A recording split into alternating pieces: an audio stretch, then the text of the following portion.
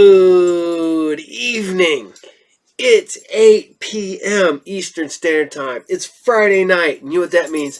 It's time for SciFridays. As always, I'm your host, the Captain, bringing you the best in sci-fi from years gone by. As you can see, the Captain is rocking his new chair. That is right. Got here early, assembled it last night, spent about an hour putting it together. And it is comfortable. It doesn't kill my back like the other one did. And I am happy. Thank you all for your Patreon and helping me out. I greatly appreciate it. So, as always, SciFridays is brought to you by RU Game, the best comic book, collectible, video game, magic, movies, toys, DVDs, and more store located at 124 North Sunset Drive, Pickle, Ohio. 45356.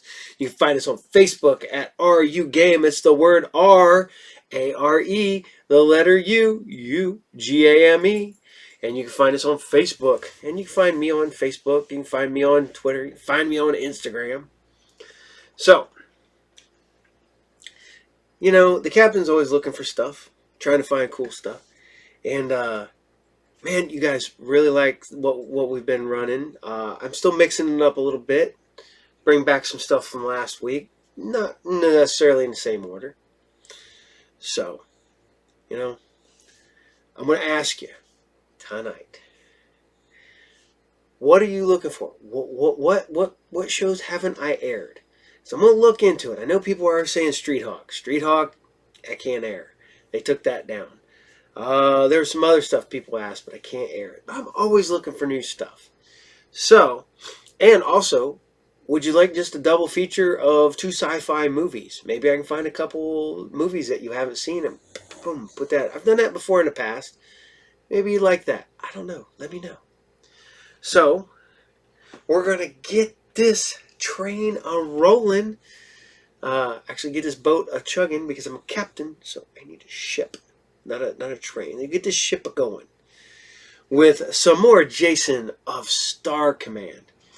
And yeah, Sid Haig rocking that weird eye patch, cybernetic eye thing he's got going. Great villain though, good villain. And this is Jason of Star Command. This is chapters 13 and 14, and this is Return of the Creature and Peepo's on Trial. Enjoy. This is the world of Jason of Star Command. A space-age soldier of fortune determined to stop the most sinister force in the universe. Dragos, master of the cosmos. Aiding Jason in his battle against evil is a talented team of experts, all working together in a secret section of Space Academy. Jason of Star Command. In our last chapter, Jason, Nicole, and Parsifoot set out to rescue Peepo. But no sooner had they set course than evil Queen Vanessa suddenly appeared, took over control, and headed straight for the dragon ship. And now, Chapter 13, Return of the Creature.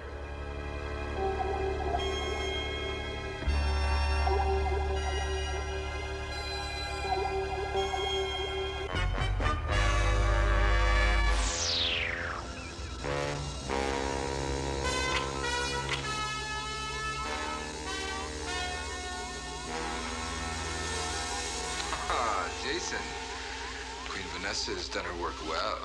Now I have you, your computer robot. What have you done to my friends?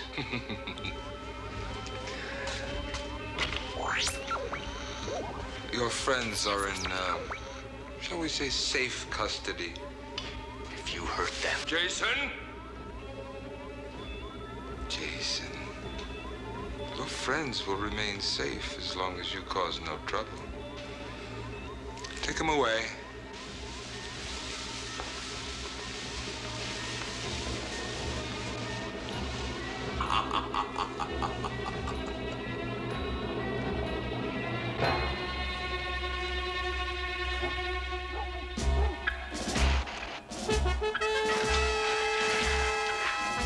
What you boys need is a little beauty sleep.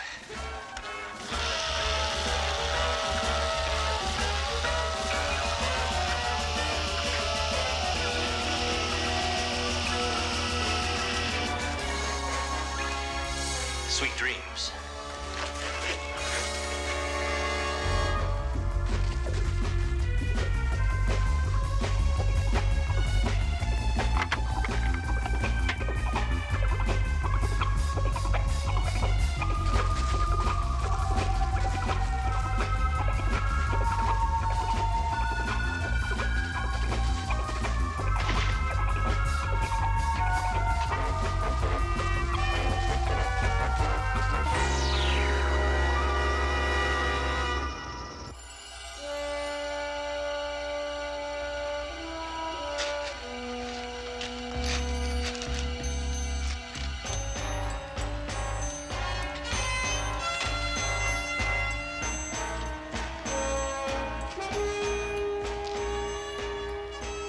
Now to find Nicole and Parsafoot.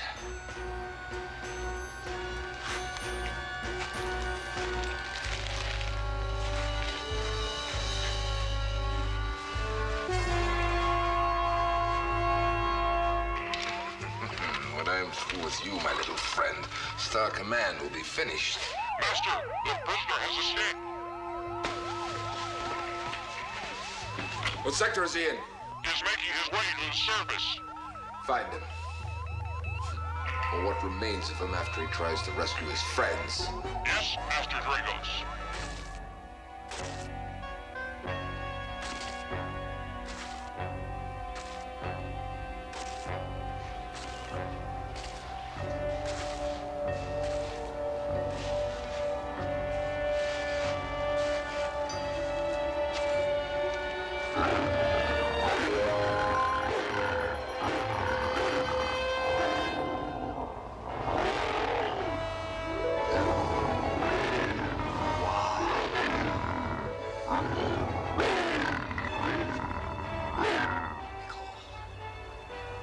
Nicole, Parsafoot!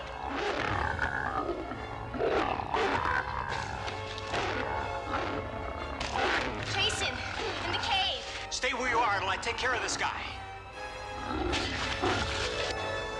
No wonder Drago said they were in safe custody.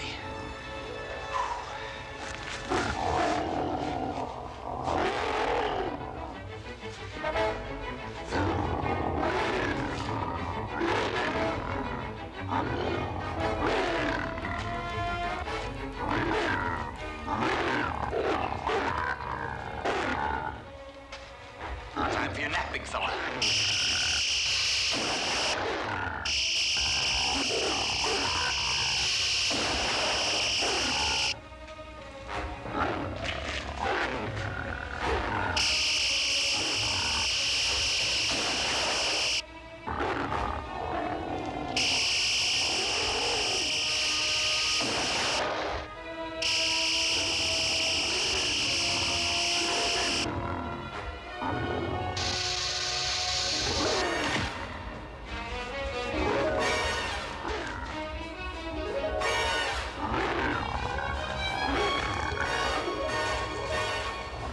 Come on, big fella.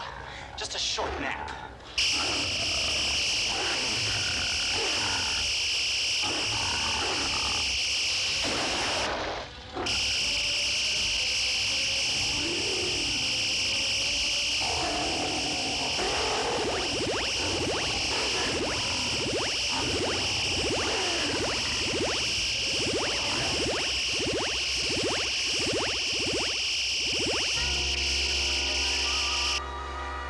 Stubborn little fella, isn't he?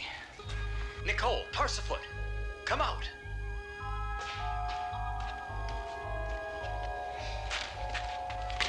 It was an energy clone. Its energy's run out. So is this rod's. Let's go see what we can do for people.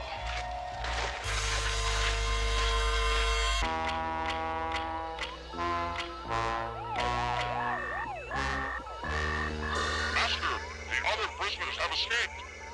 The others? The others? What about Jason? Still on the loose, Master. Fool, what are you waiting for? Capture him!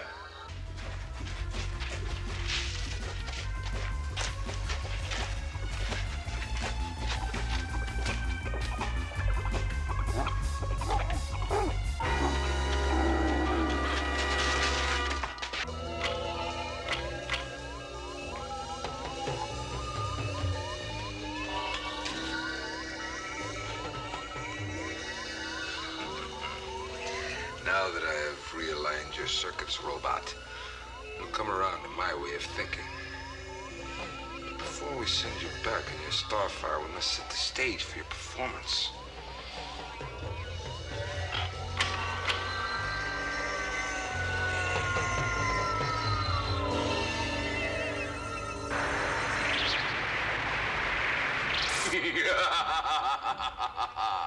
A galactic typhoon.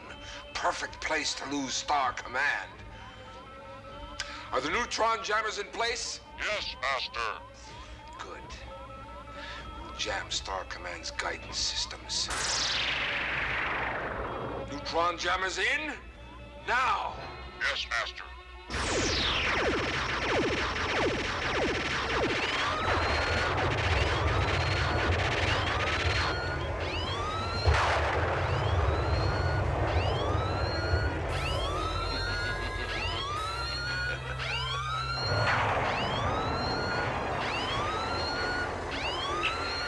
What in the name of Jupiter was that?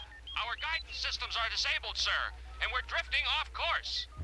How close are we to that galactic typhoon in Voltron sector? Dead ahead, sir. We're on the edge of its gravity now. That is not good. We may not have enough energy to survive a storm that powerful.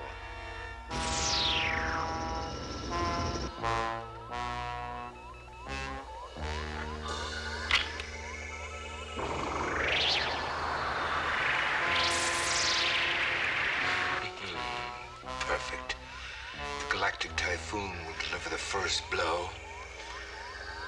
And you, my little mechanical friend, will soon leave in your starfire to deliver the final blow.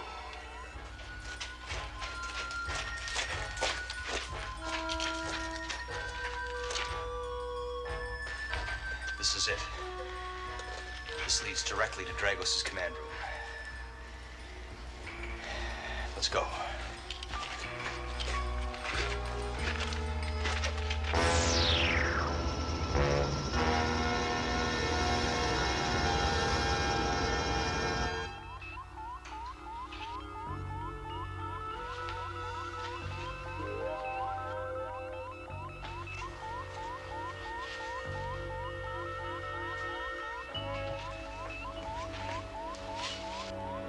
We're here, people. It's all clear.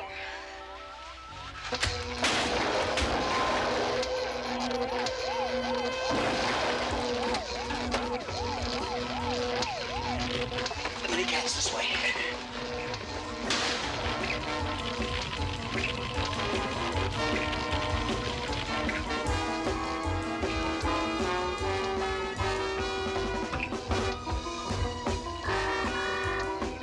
Master, the prisoners have commandeered the mini-cat.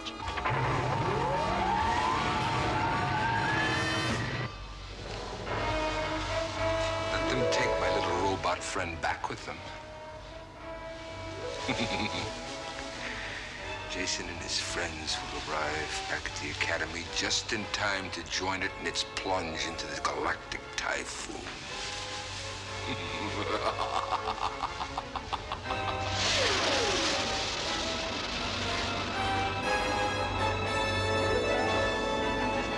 Chapter 14, Peepo on trial.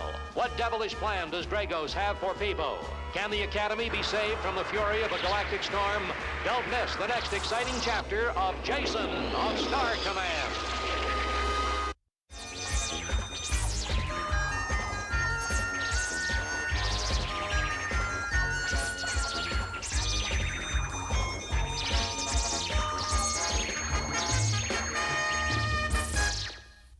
Hides in the stars.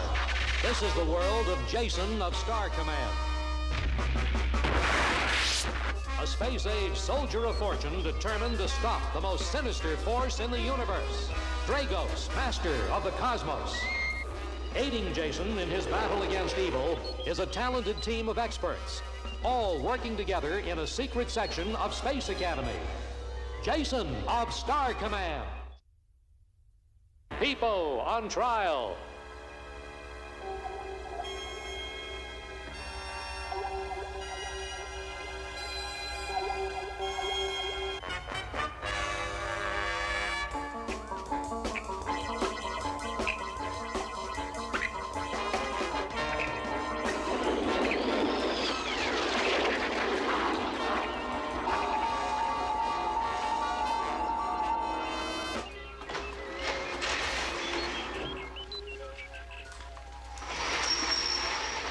Commander.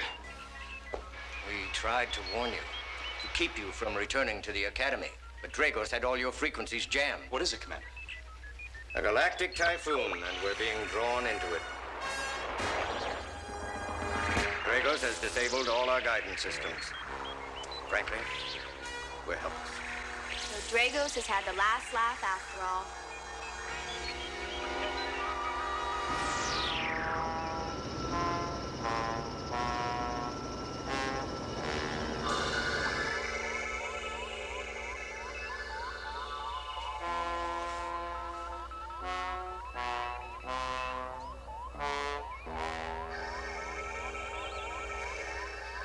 What a touching sight. The great Academy drifting to its doom.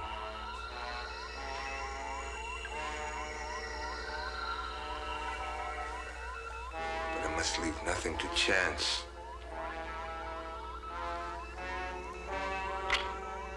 Tipo, this is your master speaking. You will do exactly as I say. Yes, Master.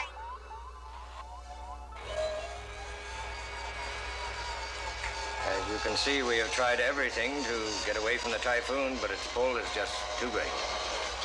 We're not space dust yet. And since we can't avoid the thing, I say we give it our best shot. We hit it as hard and as fast as we can. What? I think I see what you mean, Jason. If we pass through the typhoon fast enough, it might not affect us. Exactly.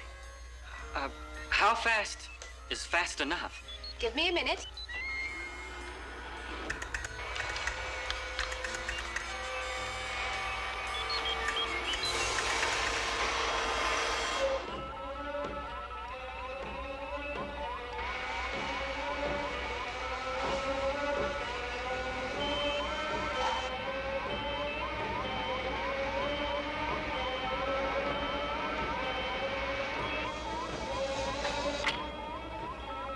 Excellent, people. Continuing according to plan. Understood? Yes, Master. Fully understood.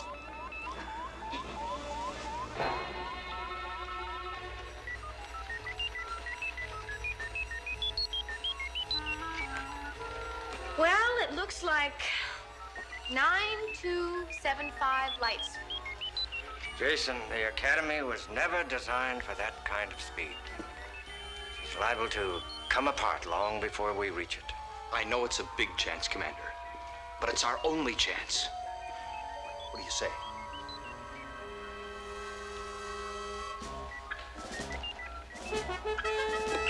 Ahead, all engines full.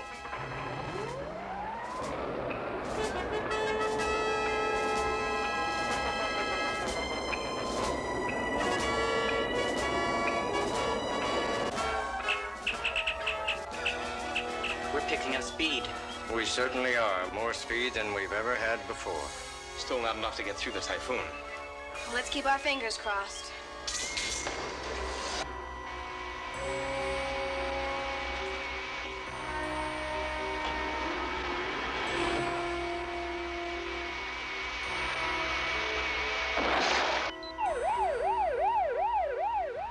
Emergency! Emergency!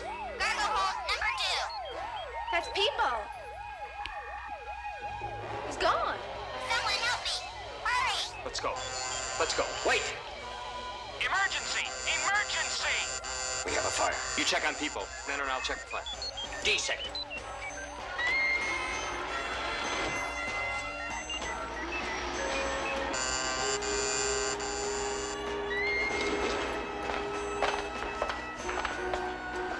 Where's the fire? There is no fire. Look, Commander, somebody's rigged it for a false alarm. This ship is now under my control. And I am shutting down all engines. What's the matter with him? I don't know. People, this is Jason. I want you to listen to me. I will not listen to you. Your orders mean nothing to me.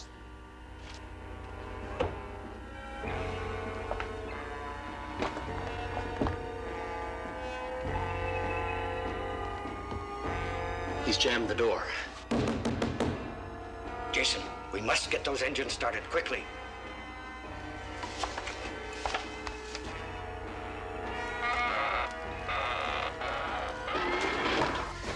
Not in the lab, not in engineering. Where can he be? Keep away, everybody. I warn you. Stay clear of the control room. He's in the control room. Let's go.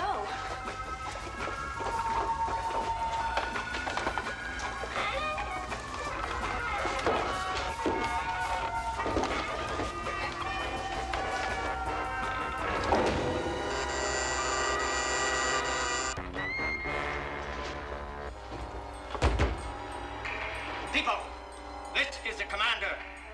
I order you to open these doors. Only when my master Dragos tells me to. We're trying to help you. You are my enemy. Got to get in there.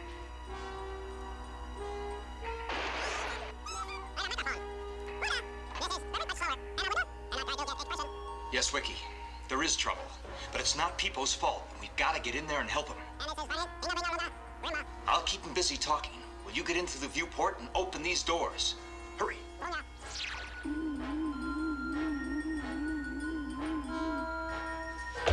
People. People, listen. Dragos has poisoned your circuits with his programming.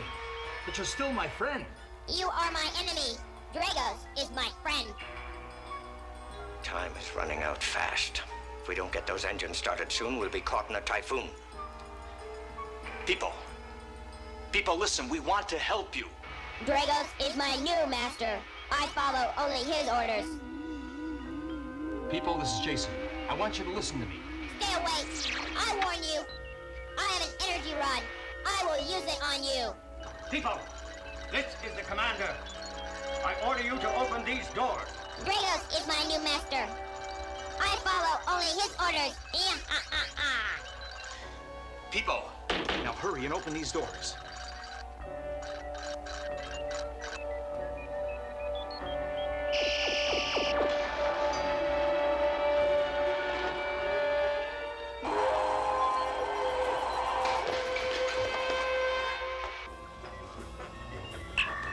Engine room. This is the commander. Full speed ahead. Yes, sir.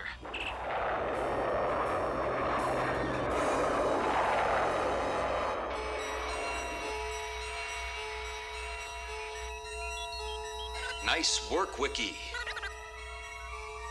You tricked me. You should not have done that. Just take it easy, people. Jason, are you all right? Fine. Now, people, just relax. You're just suffering from a strong dose of Dragos' programming.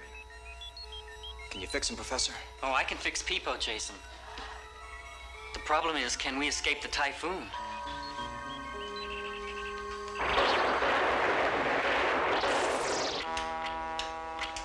Master. Master, Speak. we have lost contact with the Star Command robot.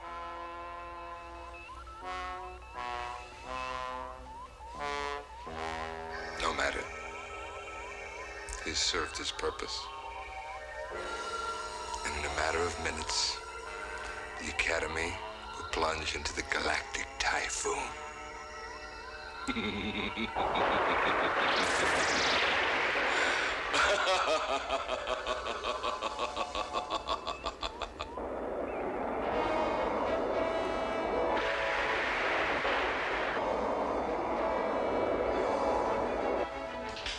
We're gaining speed. Will it be enough? We'll know soon.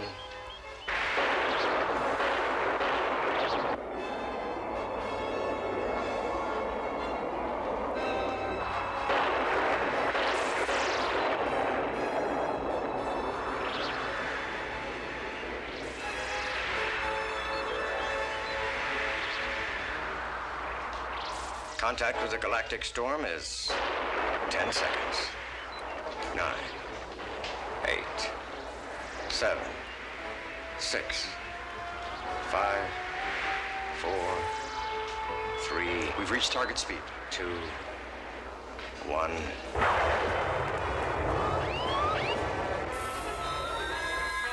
are in the typhoon.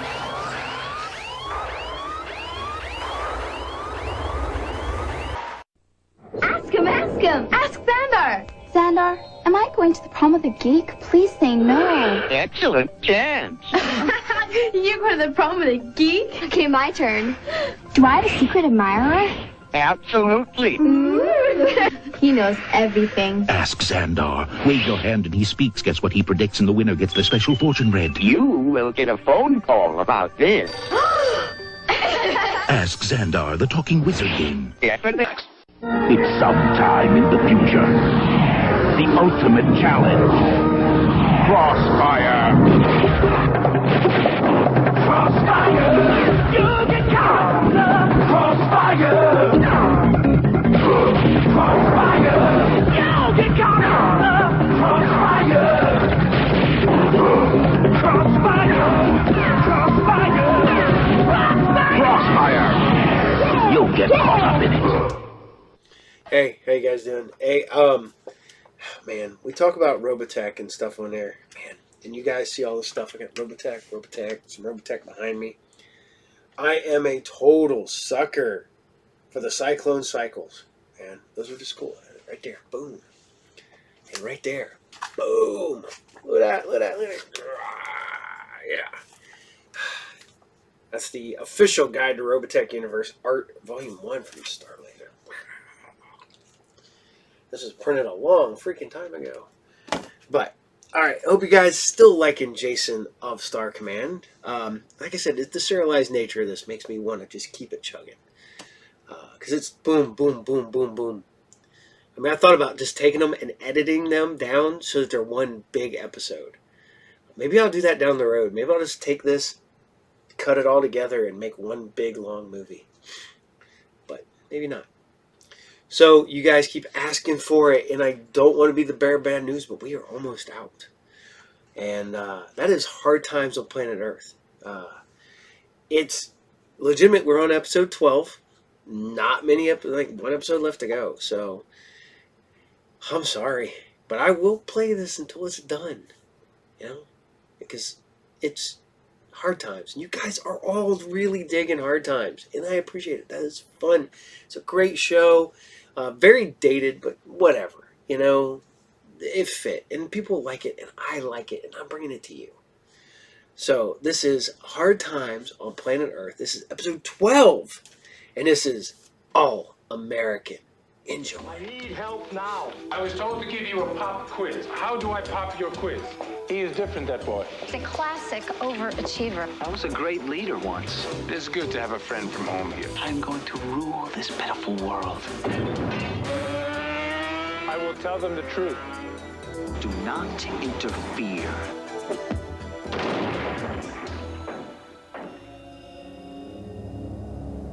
The penalty for rebellion against the Council is termination. But because of your heroic services as a warrior, you are exiled to the primitive planet Earth, there to dwell in human form until you learn to restrain your hostility. This control unit will monitor you. Hostility? No, not good. The sentence is passed.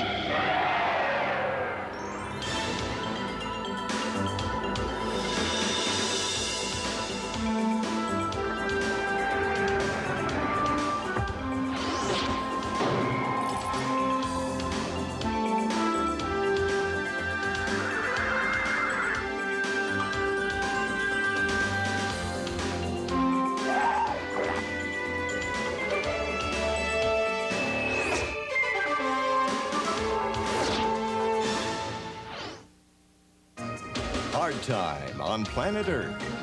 Sponsored by Kellogg's Cracklin' Oat Bran. With its sweet and crunchy taste, it's so irresistible, an open box is an empty box.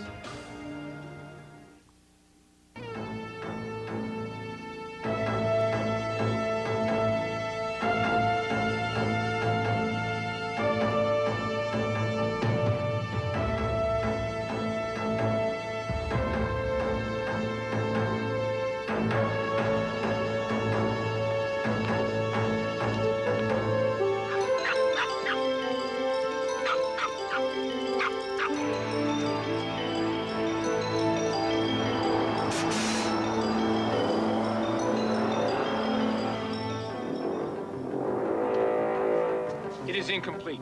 Something wrong? I would like the rest of it. Right. I am no longer fooled by rip-you-offs. Look, pal, I don't know where you're from, but around here, donuts have holes. For what purpose? For what purpose? I'll tell you the truth. Nobody ever asked. Look, coffee's on the house.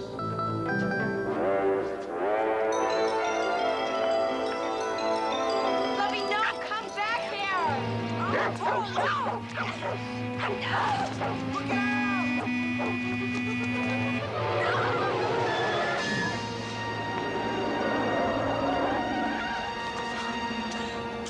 Thank you. You okay? I'm fine, thanks. Really.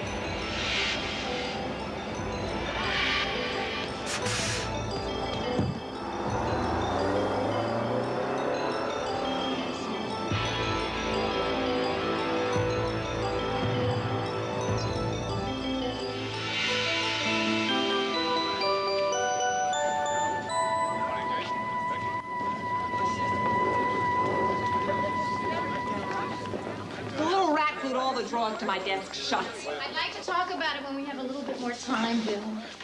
Look, Miss Gleason, all I'm saying is I think I've earned the chance to be the school's delegate. We will talk about it. Hello? Hi. Wait. The first class starts in a few minutes and no one is here yet. Look, I don't want to hear about your problems. You promised me a qualified sub to fill in this week. I need help now. Excuse me, I'm here to help. Never mind, he's here. Mr. Boothby, I have to get out early for an appointment with my orthodontist. Just hold on a sec, I'll take you there. There you go. Thank you. I was about to panic, but I usually don't have to panic until third or fourth period. I'll tell you, 12 years in phys ed didn't prepare me to be vice principal. Science classes, physics, biology. You ever taught science? No, I have not taught at all. Great. I try to tell them I need experienced subs. What have you been doing? Oh, well, I have been a model, I've been a wrestler, I've worked in a rodeo, but I was trained as a warrior. Trained warrior, huh? You might just work out here. Just give them a pop quiz, that's what I'd do. Say, this warrior training, is this part of the new Get Tough policy downtown? It's crazy. Who else would the school send to the Junior Statesman Convention except you? I don't know, but I've been waiting for this all year. Anyway. You're the class president. And you should be the delegate. What's her problem, anyhow? You know, Ginger, this is the first chance for me to go out in public. You don't know what this means. I'll be able to speak out on issues. Hey, Phil. Yeah. Listen, I'm really dying in geometry. You think you can give me a little help? Sure, man. How about after practice, okay? All right, thanks. Great. See you then. How do you ever get your own homework done with all the help you give everyone else? Hey, Bill. Hey, man, what's up? It only takes me a minute to do my homework. And 5 honor courses? Right. Okay, some nights it takes me 2 minutes.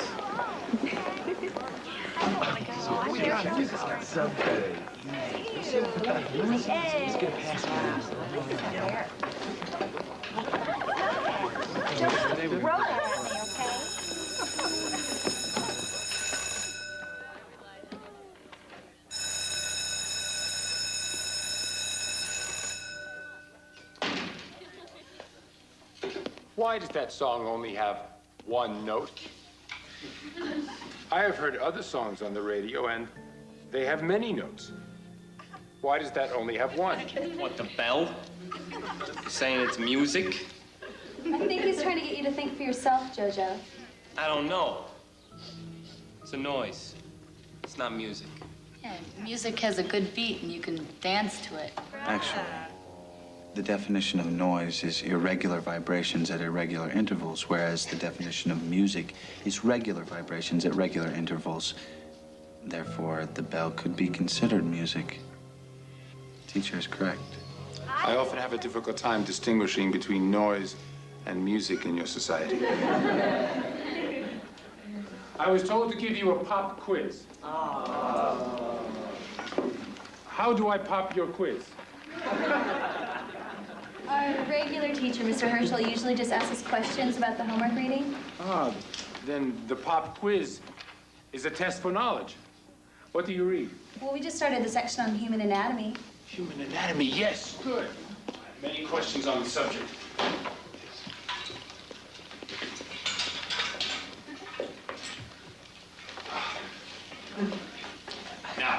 First question. Why can the human species only see from the front of them? This wasn't covered in the assignment. Yeah, right. The greatest threat of attack comes from the rear. Now, in the fight for survival, the human species suffers from great disadvantage.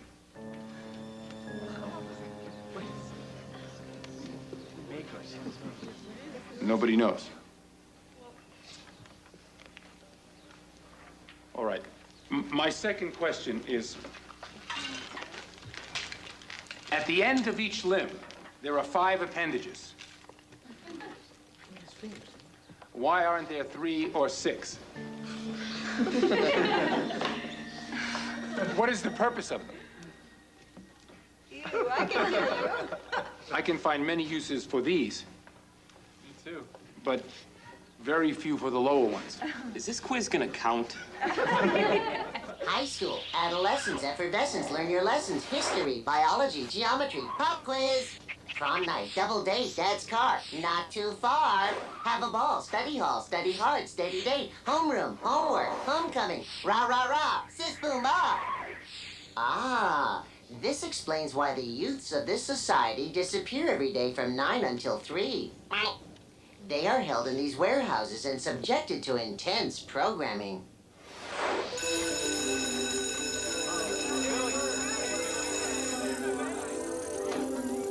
I am most impressed. You call and they come at once. You have trained them well. Man, that teacher is weird, you know? But good. I mean, he really makes you think. Hi, how's it going? I just came from a room where none of the young people knew the answers to any questions. Frustrating, isn't it? And that's an honors class. And then the song came on again, and they all walked out. Well, you shouldn't let them play their radios in class. They will pull any stunt on a substitute. Don't let it get to you. I'm Janet Gleason. I'm a teacher here. Jesse. If I can help you in any way, let me know. Miss Gleason. Yeah? Hi. Hi, Bill. He is different, that boy. Bill Mitchner? That kid has the world at his doorstep. The world is at everyone's doorstep. I know what you mean, Jesse, but not many kids know how to take advantage of it. Bill does. I think it's the lesson he learned from a miserable childhood. The hard lessons of youth are not easily forgotten. He was an orphan. He went through foster homes and institutions. Nobody could handle him.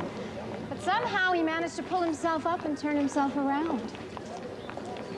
A difficult maneuver. He deserves a lot of credit, but he's a classic overachiever. I look at him and I see a kid headed for burnout. He does not appear to be burning. But he is, inside. He's driving himself so hard, I'm afraid someday it's going to destroy him.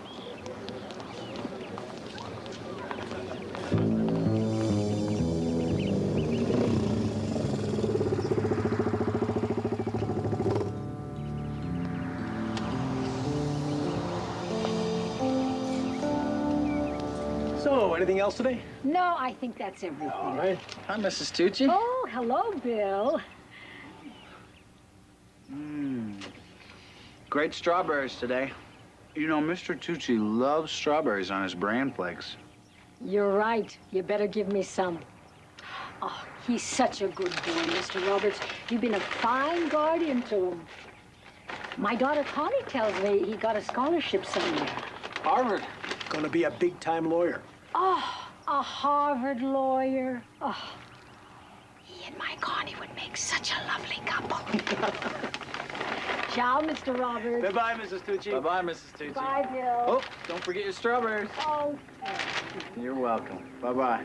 Never get tired of the law. You'd make a fine grocer, Mr. Strawberries on the bran flakes. In 10 years, I could help you turn this grocery store into a supermarket.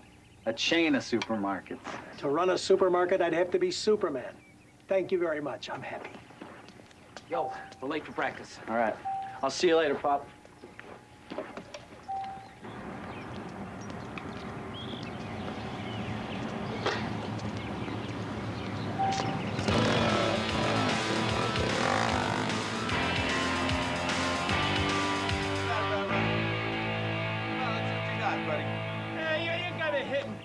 Come on, Joe, you don't need any hitting practice.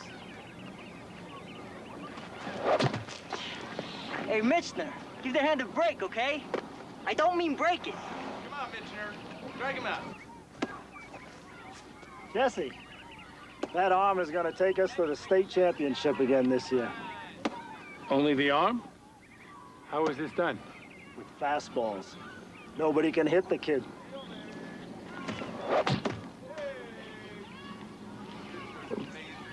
They try to hit him, and he does not permit it. I would do the same. Nobody's the same as that boy. Not even an Oral Hershiser. An Oral Hershiser. What kind of creature is that?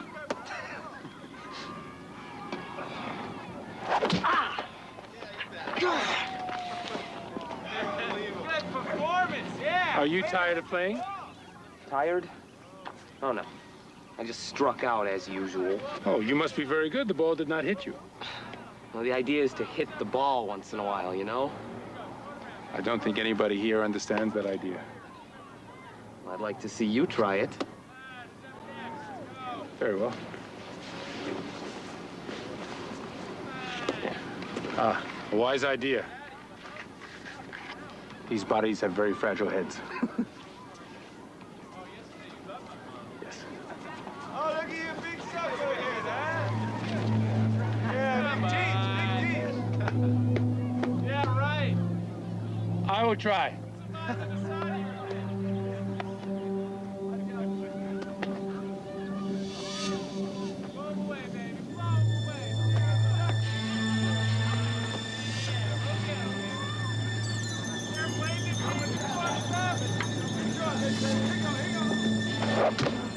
Mr. Jesse, you're supposed to get out of the way if it's too far inside. I had millimeters to spare. Try again.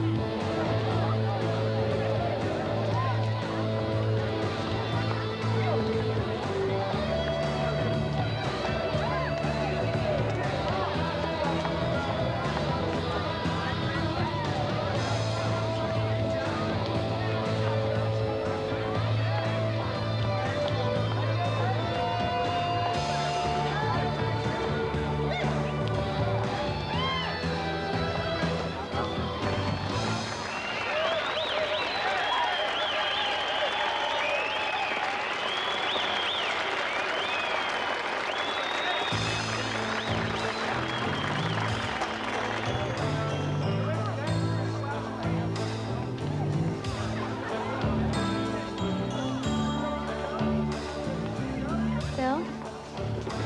Yeah. Nothing. What? It's just... Hey, big guy. Mr. Jesse really connected on you today.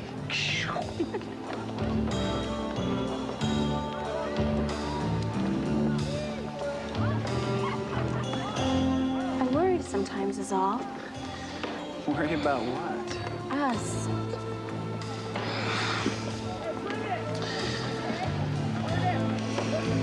You just don't have much time for me anymore. I see you every day in school, Ginger. But you have so much to do. And the tutoring committee, the school paper, the student council, the baseball practice, the science club. Hey, looks like somebody can finally hit your fastball, Michener.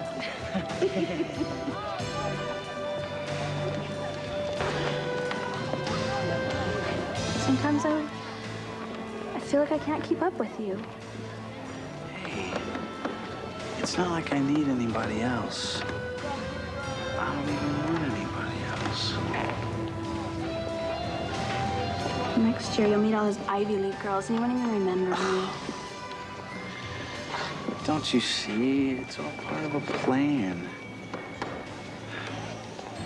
I'm gonna go to Harvard University. I'm gonna play Major League Baseball, and I'm gonna marry my high school sweetheart. Okay?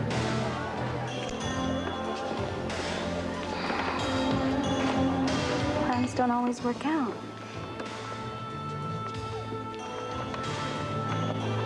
Mine will. The young people do this dancing very well. Do they teach it at the school? I don't think it's on the Board of Education's list of approved subjects yet. How do they learn to do it? I guess they learn from each other. Ah, that is a form of education I am most familiar with.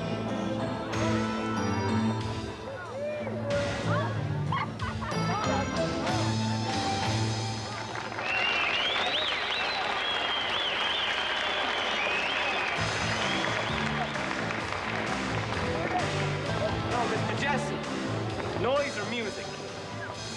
In some cultures, silence is treasured above all sounds.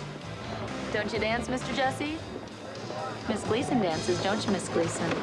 Thanks anyway. I danced once, but this body is so poorly constructed, it couldn't meet the physical requirements. What is this? Another anatomy class? That was a really rad class today. Yeah, it brings up a lot of interesting questions. I was just thinking of a few myself. Yeah. Like, how come boys are different from girls? In some life forms, we have both male and female characteristics. Isn't that right, Bill? Yeah, earthworms. Gross. Actually, Mr. Jesse, what I wanted to ask you was, why do humans have two of so many things? You know, 2 arms, 2 legs, 2 livers, 2 kidneys, 2 eyes, 2 ears. 2 livers. The human anatomy only has 1 liver. My mistake. Come on, everybody. Let's give our ball club a big send-off to the playoffs with a few cheers. Hip, hip. Hooray! Hip, hip. Hooray!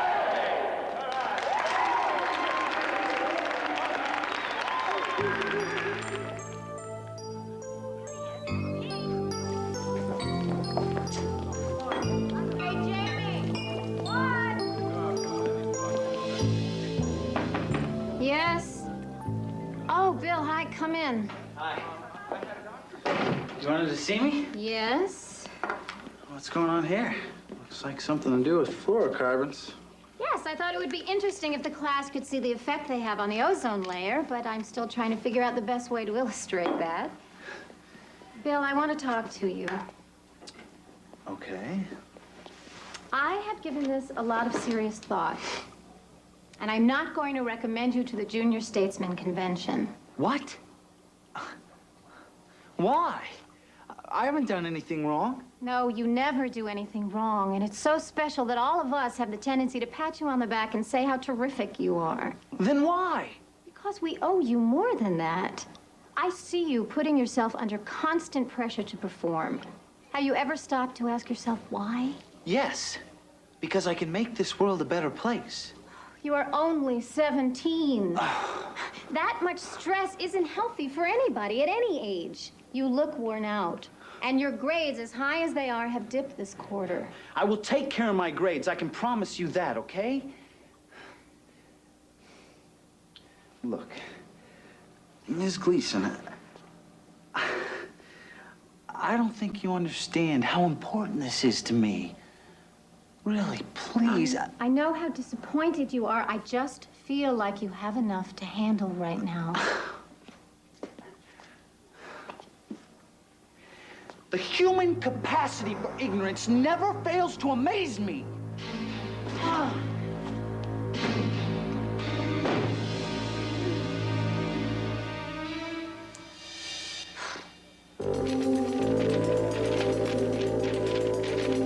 $75, $81, $92, $66.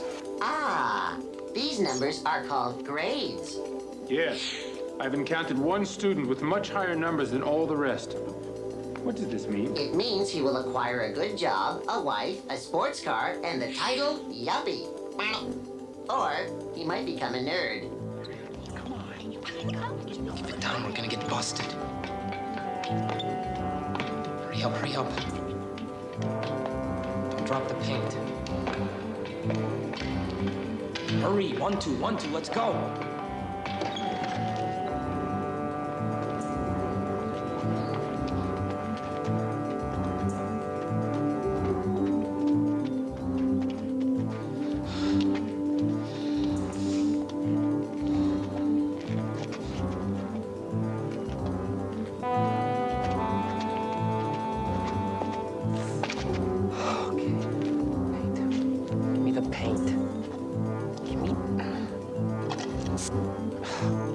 Another one. Ah! Jojo!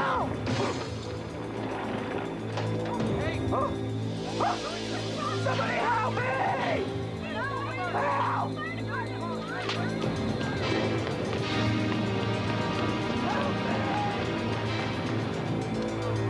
Get some help! Get a ladder! A ladder! Anybody! Help!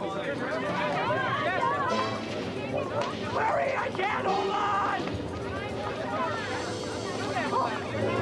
Help! Get some help! I can't hold on!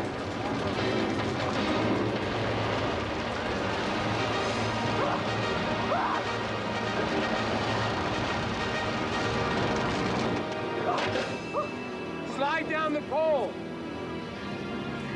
I can't let go! Put one hand on the pole. I'll hold it steady.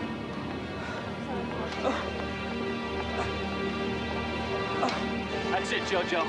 One hand, now the other. Slowly. Slide down the pole slowly.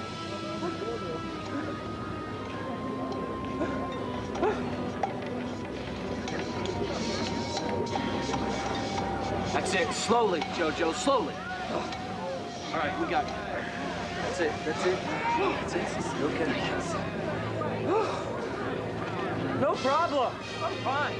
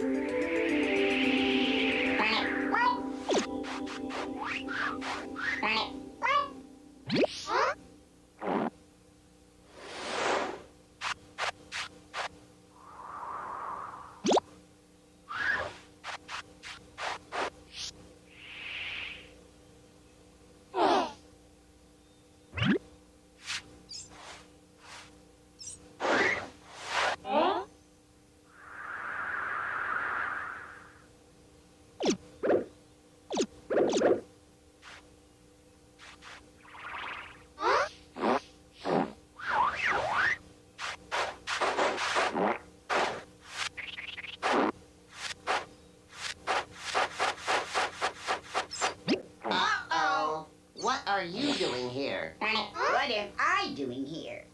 I've been here for almost 18 years. What are you doing here? I am assigned to Earth as a correctional monitor. As am I. You mean they're sending other prisoners here now? You were too young to remember, but I was a great leader once. An elder on the council? Yes. I had a reputation of bringing order to chaos. Do you know, it was under my guidance that the intergalactic mass transports finally ran on schedule. So why were you sent here? Because I tried to bring order to the most chaotic thing of all, the governing body. The Ectonian coup. They still remember. Well, they said all the leaders of the coup were executed. Well, because of my many years of great service, I was spared. But my name was purged from the histories. And I was given the very special indignity of being placed on this planet in the body of an infant. This is a violation of your directive. There is to be no contact with anyone from home during your sentence. We are more a part of this planet than our own now. The directive does not apply. Controls. There has been no prior knowledge here. We should not suffer any consequences. It is inconceivable that your programmer would not inform you of our presence here.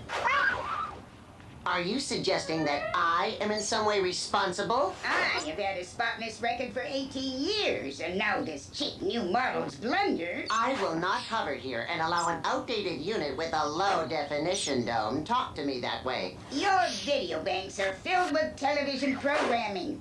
If you would pay less attention to TV and more attention to your prisoner... You two go play somewhere else. We're going inside to have dinner at my place. Yes. It is good to have a friend from home here. Bonding, camaraderie, interdependence. Negative outcome. Not good. I have visited some cultures where the food is eaten by one entity and digested by another. A fascinating background for a teacher. Yes, you'd be surprised at some of the backgrounds at my school. What about this Miss Gleason? Miss Gleason? Why do you ask? She called today. She wants to see me for a conference. Bill, is something happening that I should know about? It's nothing. Really. I already took care of it.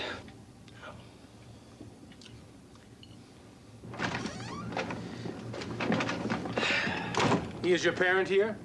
The government requires me to have a guardian until I'm 18. It's not a bad sort. For a human, anyway. At first, I rebelled.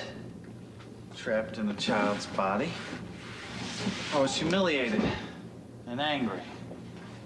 But now I'm making the best of a bad situation.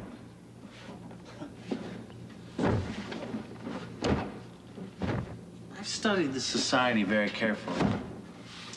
And I've decided to become president. Of this country? To start, there are clearly defined paths to power. I will need a law degree and to be a sports hero. And if necessary, I will become an actor. All of these lead to political office. We have been instructed not to bring attention to ourselves. You may increase your sentence. Do you believe that? Well, you are new here. What are you saying? The elders lied. We are never getting off this planet no matter how hard we try. Don't you see? This is their last bitter punishment towards us. You are certain? I spent a lifetime on the council. I know them. I am making the circumstances work for me now. I'm going to rule this pitiful world. Despite the ignorance of a few people who cannot see, I will lead this planet into the future.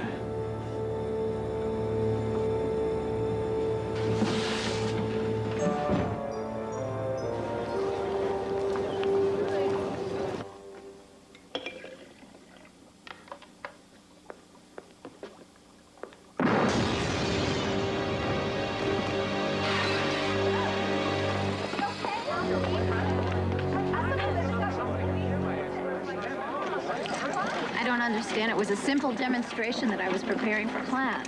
Have you done this demonstration before? No, but the chemicals weren't dangerous. This shouldn't have happened.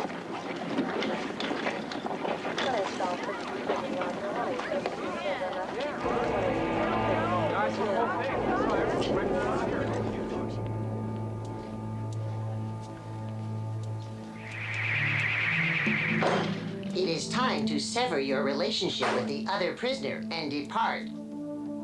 I am not ready to leave yet. I have determined that my program is incompatible with this other control unit. How can there be such a difference between two generations of the same model? There is a gap. What we have here is a failure to communicate. It is of most urgent concern as the deadline for my next report approaches. My fellow prisoner says no one listens to your reports. Control. We are doomed to remain here forever. There is no basis. Have you ever had any response? Any indication that they care what is happening to me? I thought so. This proves nothing. His bitterness is contagious. Pay no attention to him. A human friend has been hurt. I must remain here and determine what has happened.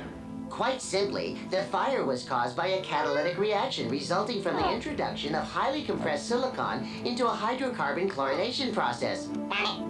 Basic knowledge. Knowledge most basic on our planet. But beyond human science. It was a minor diversion. She could have died. Look, I made certain that the flash was contained. I just want her out of the way. She cares about you. She's concerned about your future. The Junior Statesman Convention is covered by every major news journalist in the state. That is the future. Our future. Form an alliance with me. An alliance? We have already fought in spirit against the leaders of our own planet. I oppose only the leaders. I believe in the system. There is no system left for us. Don't you see that? We must make our own system if we are to survive this wasteland. You are a great warrior. I am a great statesman. Alone, I am powerful, but we could conquer the world in half the time.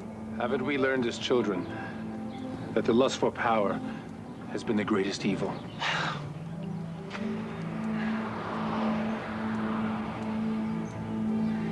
You are either with me or you are against me.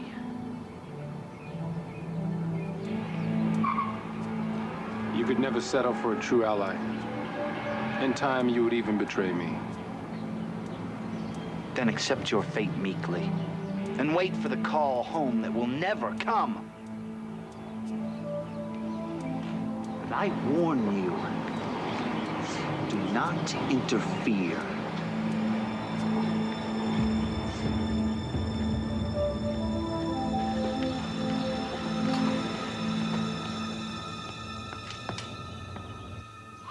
You again? Have you not moved your prisoner away from here yet? We must discuss this matter before we report home. If you are begging me to salvage your assignment, do not bother. On the contrary, I am here to salvage yours. Mine? I have guided my prisoner into a valuable life of achievement. You have been blind to what he really hopes to achieve. This world has suffered often at the hands of men who hunger for power.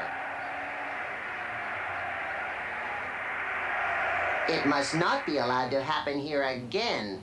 My prisoner is living up to every goal of our directive. Your prisoner has used his superior physical and intellectual skills for personal gain. You are envious of my success. He has already resorted to violence to further his own ambition.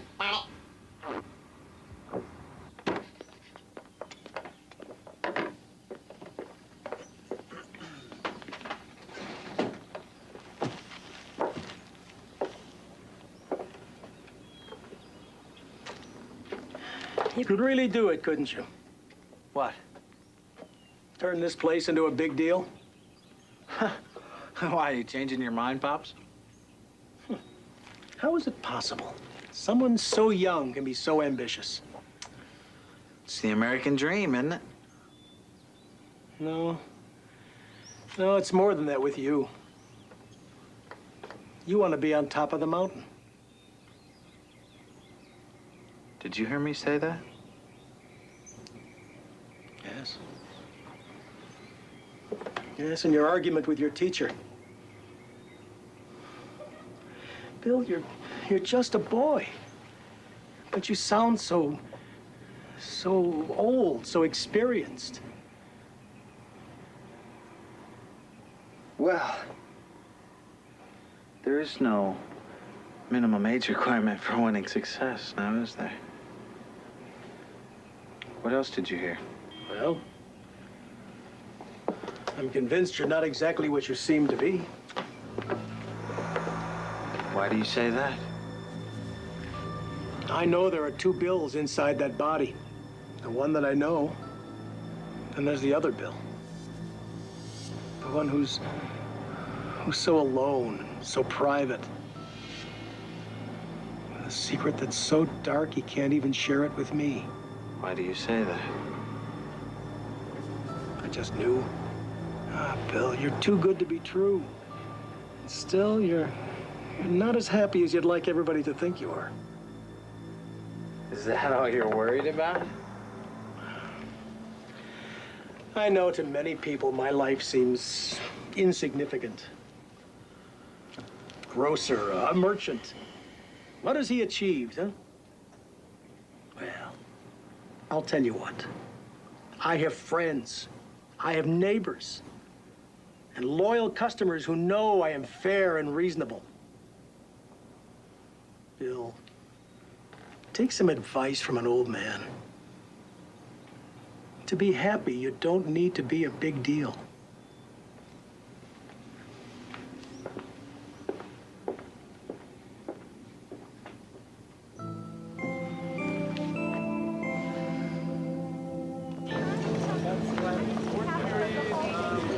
You must insist in your next report that the council intervene.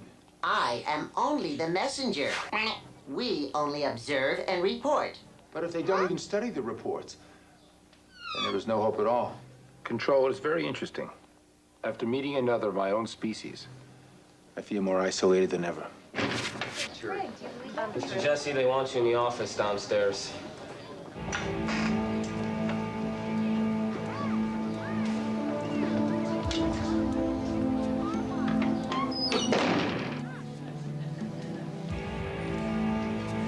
We'd like to ask you a few questions about the accident in Ms. Gleason's classroom. Is he the one you saw sneaking into her room after class? Yes, officer. He's the one.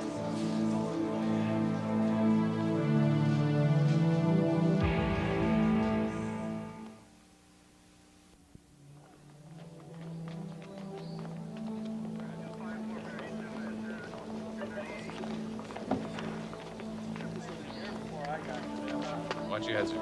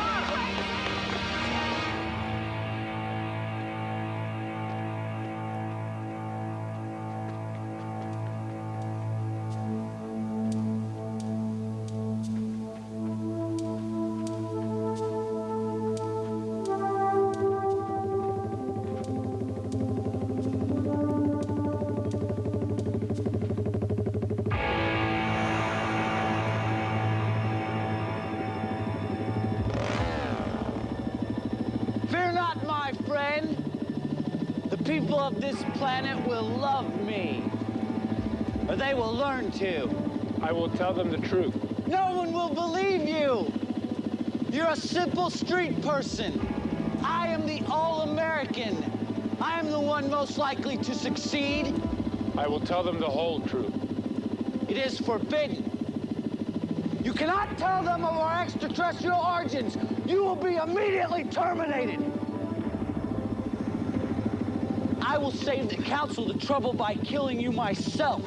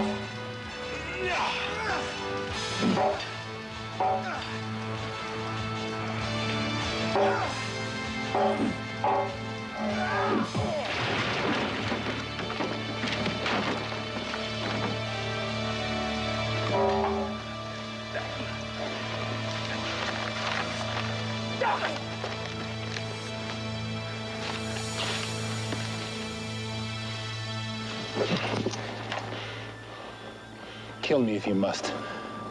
You can rule this world. Will it bring you any closer to home? Somewhere deep in your soul, there resides a noble statesman, a leader, well respected. Is it worth the risk? If there is any hope in returning, you must trust the system.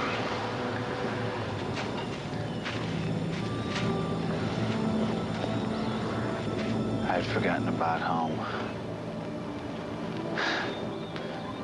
Or the noble statesman inside me. This is only a trial.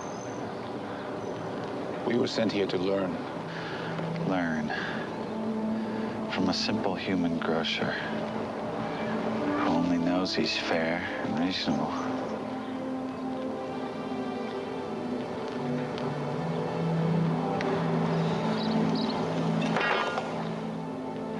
From now on, what I give to this world, I will give quietly, without recognition, without reward. It is time to return to our own world. Home? You see, the system works. They do care. It has been noted that you helped my prisoner pass his final test. Your efforts are appreciated. Yours too. It will serve you well in your quest to return home. Wait, I have to say farewell to my friends and my guardian. There is no time.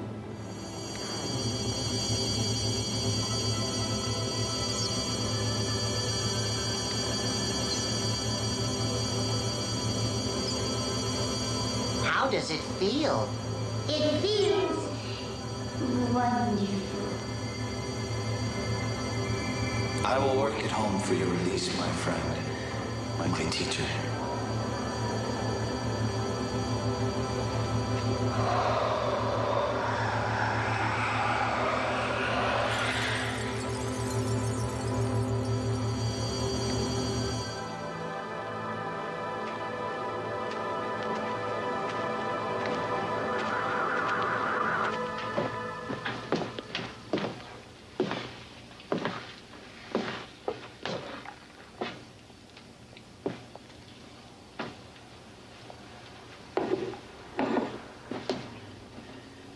And he didn't say where. It is a personal journey he has to take. I'm not surprised. Such a strange boy. He came almost out of the blue. It seemed... Somehow I always knew he would leave the same way. No. He takes away with him your wisdom. We may never hear of his greatness, but I'm sure it will come. Maybe he'll be back this way again sometime. I too hope I shall see him soon.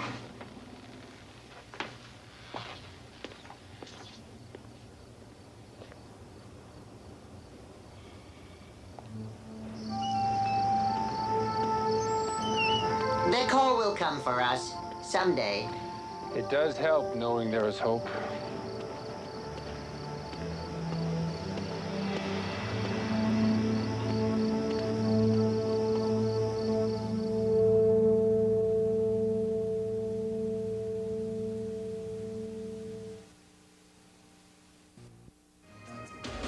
Hard Time on Planet Earth. Sponsored by Kellogg's Raisin Bran, with 2 scoops of plump, juicy raisins in golden flakes of bran. Next on Hard Time on Planet Earth. I saved your life. You owe me a favor. I would like to be your howdy-doody. Action, Wally. Time to bring up that old bucket of wishes that you all wrote in. I wish that you'd help me find my father, because somebody's trying to kill him.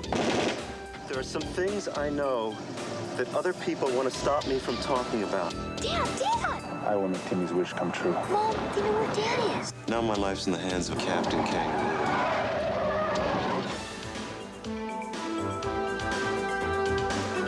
A son cloaks himself in revenge as his father's business starts unraveling at the seams. Jerry Lewis guest stars on Wise Guy later tonight.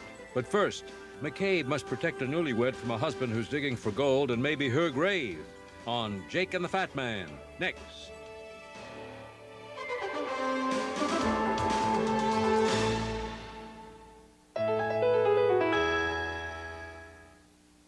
Tuesday, Tony's on a roll. You actually won! I threw more strikes than the New York City sanitation workers. Who's the boss? Then, Sink a shrink for charity! it's a carnival full of fun. Growing pains right after Who's the Boss? Tuesday.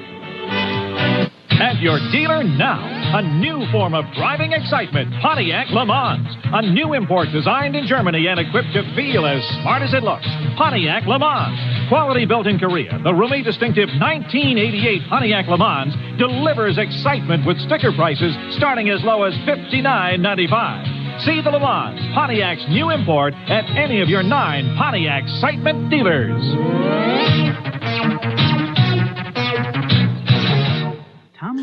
Hey, I gotta ask you guys, you know, anybody who grew up on Robotech, man, how hard did it hit you when they killed off Roy?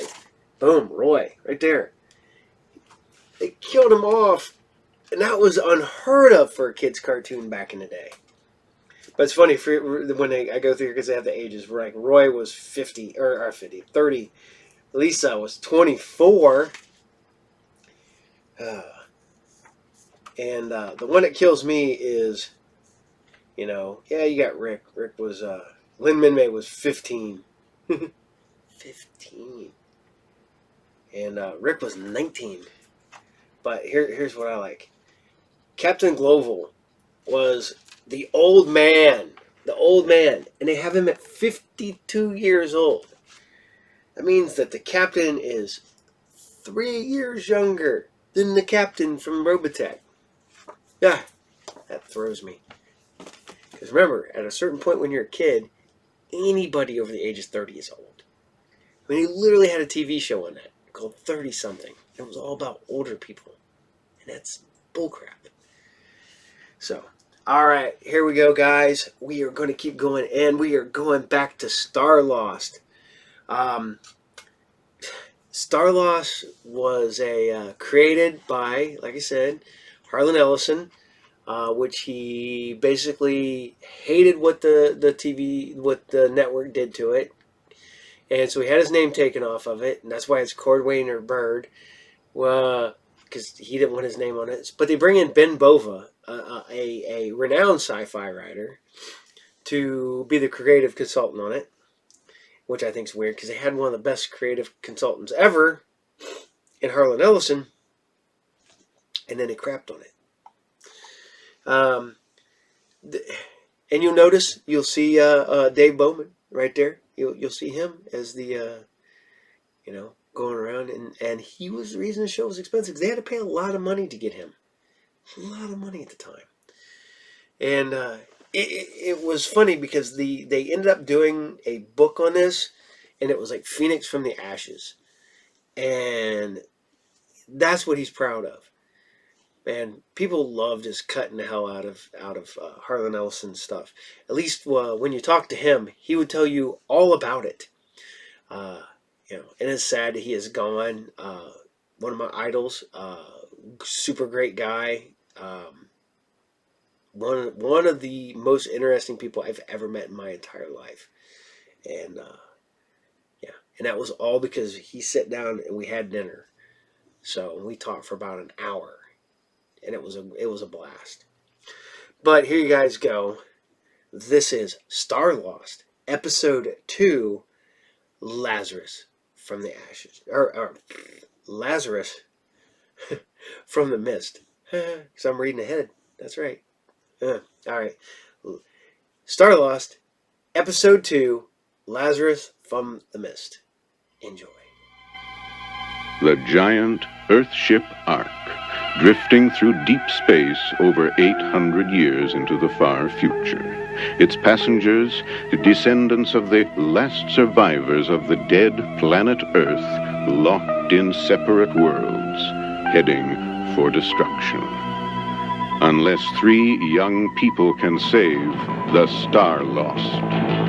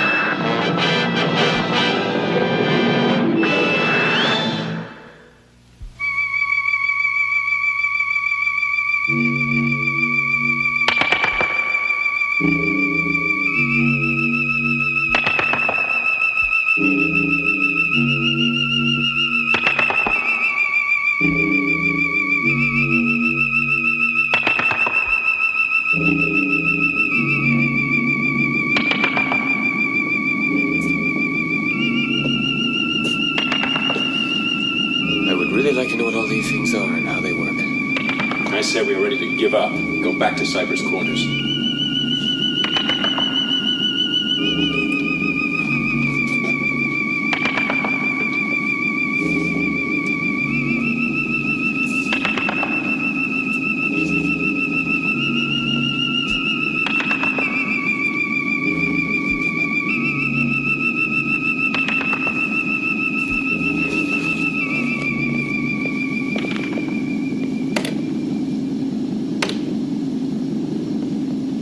Devin, look at this. Watch.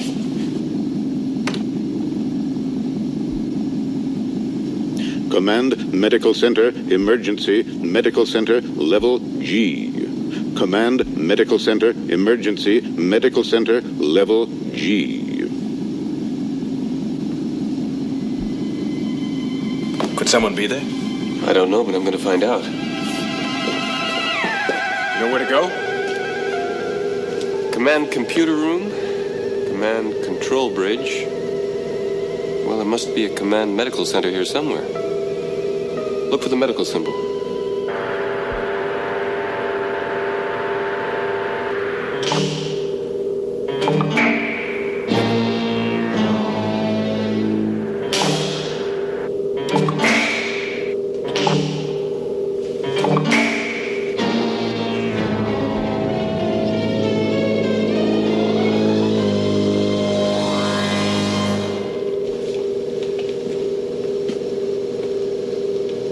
What is it? I don't know. There's something there. I saw a shadow or a flicker of light or something. Should we go back? It does not matter which way we go. There's something on both sides. The medical center.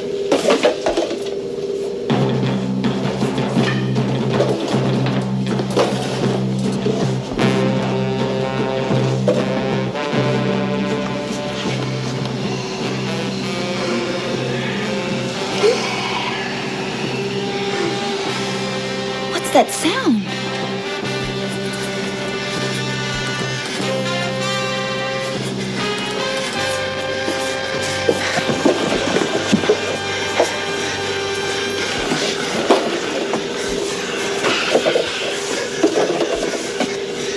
Thieves! Robbers! Friends, we mean you no harm. You enter forbidden place. Dome of dead. Now hear me. We may all be dead if we don't help each other. There are things, secrets in the medical center that may help us all. It's forbidden. No, I understand your fears, but if we help each other... Anyone who come here our enemy. No, friend. Try to take what's ours. No, friend, listen. You break law of vault. No, hear me, Grab please. him. Keep back. After them.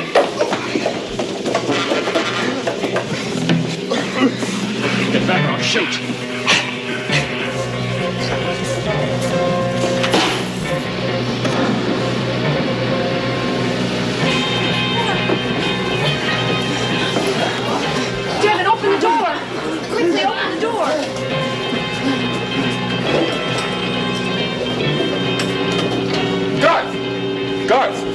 inside.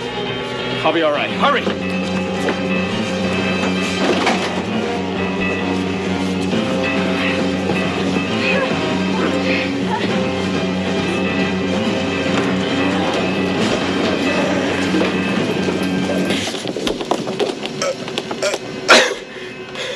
It's jammed. I can't open it. Well, what about Garth? I don't know. If we can lose him, maybe we can find another way back. Oh, wait a minute. We could find another way out of here.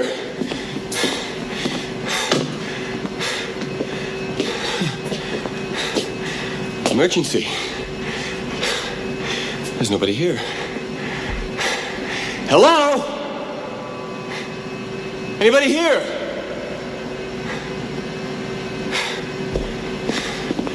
Rachel, watch.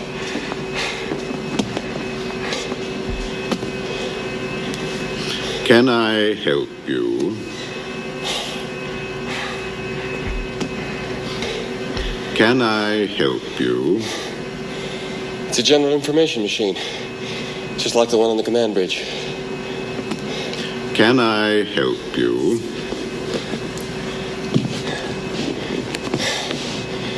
Where are we? Your location is the Command Medical Center, Cryonic Records Division. What does cryonic mean? The science of halting life for extended periods of time through a deep cold process. The subject remains alive and may be revived. Are there really people like that here? Many who designed and built the Ark, whose skills were indispensable, have been so suspended and remain in the vault adjacent to your location. Rachel, we could get help. If we could bring back the right man, we could find out about the Ark and how it works. The people who built the Ark, are there any of them in the vault? 17 design and construction engineers preserved. Who are they? In alphabetical order, their names are Gerald W. Aron, James T. Atkinson. The first one, where is he? Enclosure 7-8, row 5-4, section C, in the cryonic vault. Follow passage B. Can I be of further assistance? Can I help you?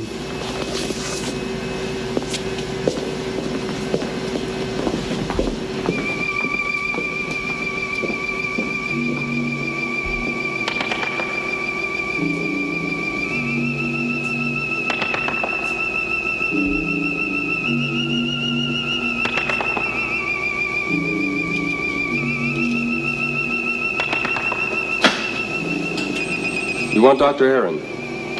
Enclosure 78, row 54, section C. Indicator signal now activated in section C. Repeat, indicator signal now activated in section C.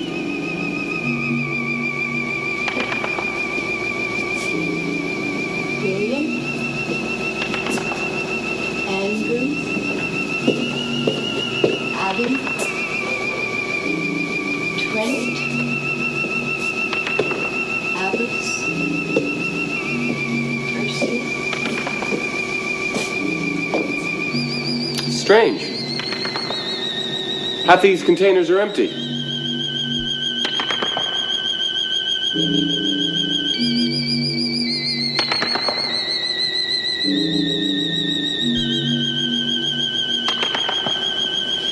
Here it is, Devin. I found it.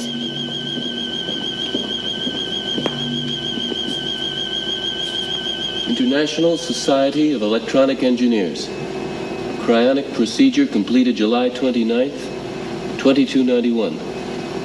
Sleep for 500 years. Rachel, we're going to wake him up.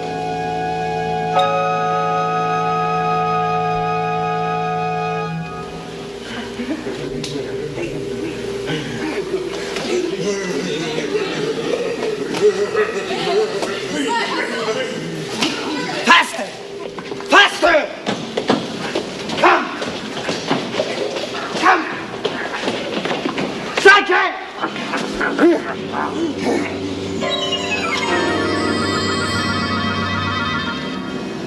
I wonder how we bring him out. You mean bring him back to life? No, not bring him back to life. Wake him up. Devin, I do not think we should. Such matters should be left up to the Creator. Rachel, you talk as though he were dead. How do we know he's not? Rachel?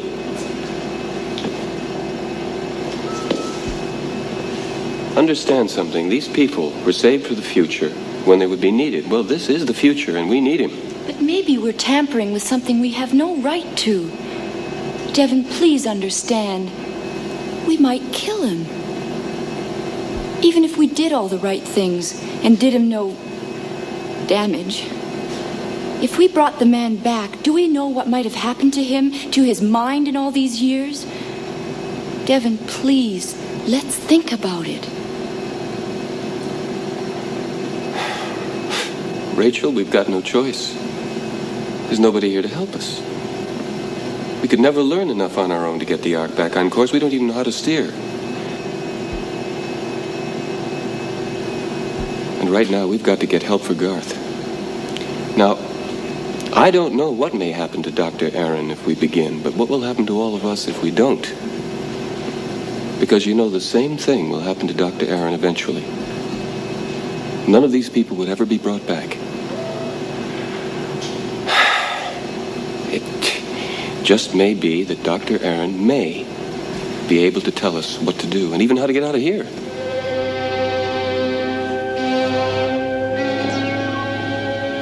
Rachel, look at this. What is it? FIMEC, Physician Mechanic Portable Power Unit for Restoration of Conscious Life. Where are you supposed to put it? I don't know.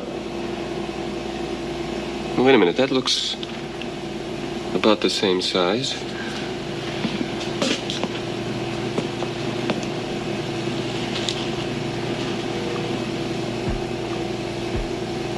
Fits. Try pushing one of the buttons. Danger, danger, timer must be activated.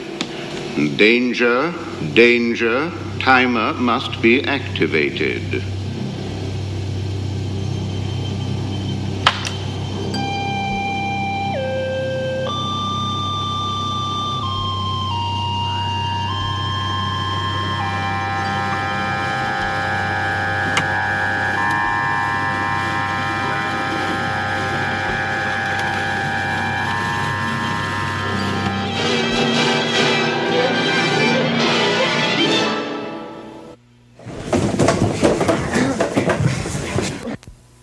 Devin, he is alive.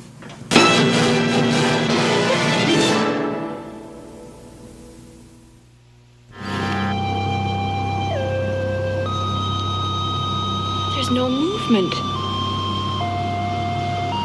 If he was alive, he'd move. Look, his eyes. Devin, he is alive.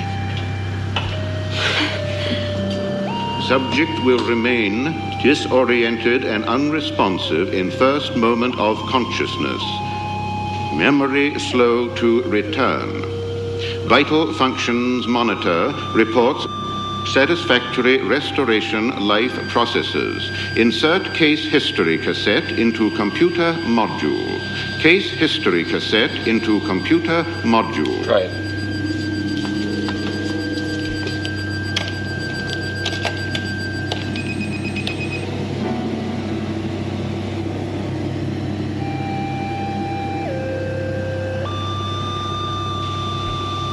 Aaron, Dr. Gerald W. Social number 090-40-6930. Age 40 years at time of cryonic procedure. Emergency medical treatment required. Subject suffered massive radiation virus, incurable under known procedures, terminal within 2 hours of revival. Full report, Central Medical Computer, code A-34S.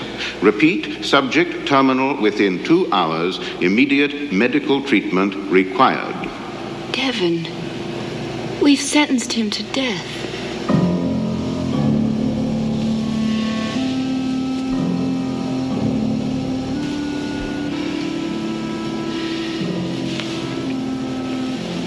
Who are you? Well, whoever you are, don't look so concerned. I'm fine. I never felt better.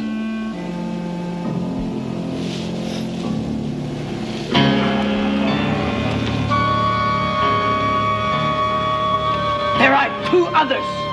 Where? Forbidden Dome of Death. They entered?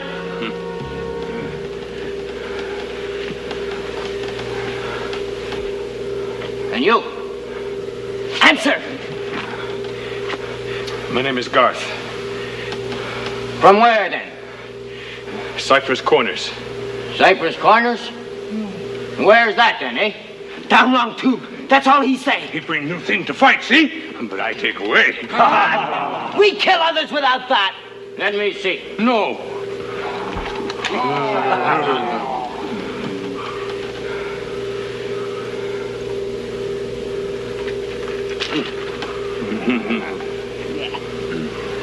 Those others, you know them?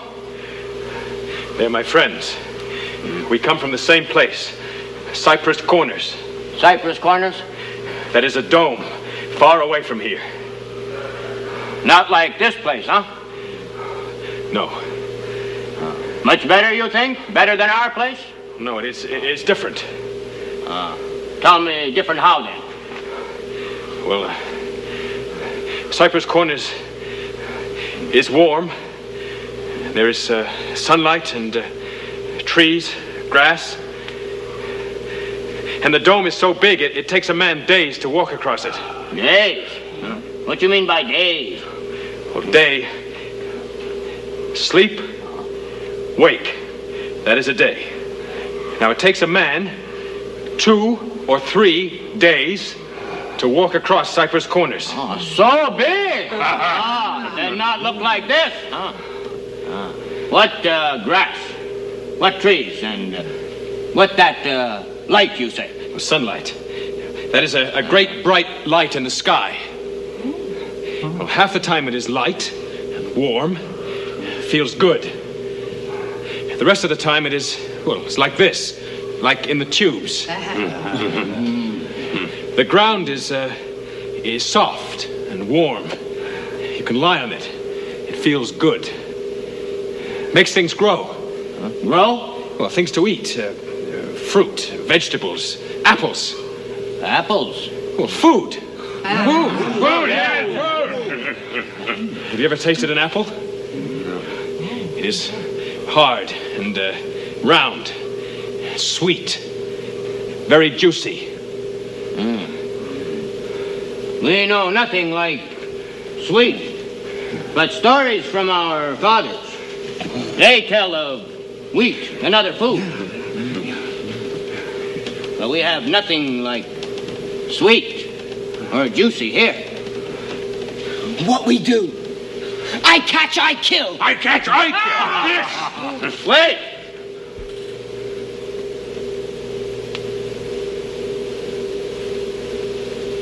We kill. Later. First, we find others from Cypress Corners.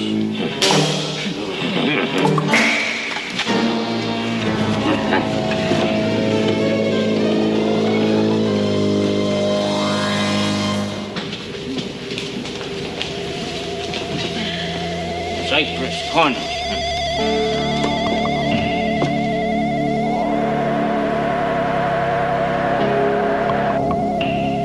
Be easy, Doctor. Be easy. My legs are all pins and needles. How do you feel? Fine, I can feel my toes again. Where am I? Who are you? My name is Devon. That's Rachel. You're in the cryonic vault. Where are the doctors and the nurses? How come I'm not still in the hospital? Because you were... A voice told us that you were in cryonic suspension.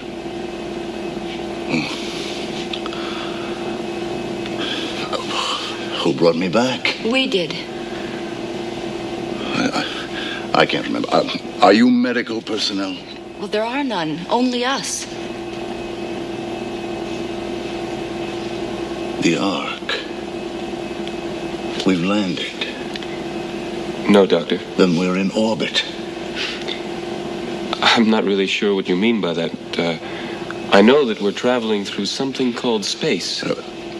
I'm sick. I was sick. Then why the hell am I here instead of the hospital? I know, this is a cryonic vault. But why am I here? I was put in suspension. Radiation virus.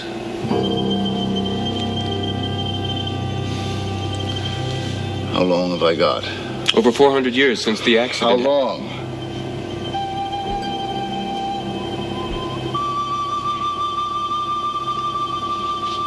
Two hours. I'm sorry, Doctor. We knew nothing about your illness. Why did you meddle with what you don't know? Why didn't you leave me unconscious if you couldn't help? Because we need help! There's no crew! This Ark is on a collision course! I'm sorry, Doctor. I'm sorry, I apologize. Jane, my wife, I've got to find her. She's dead by now. She has to be.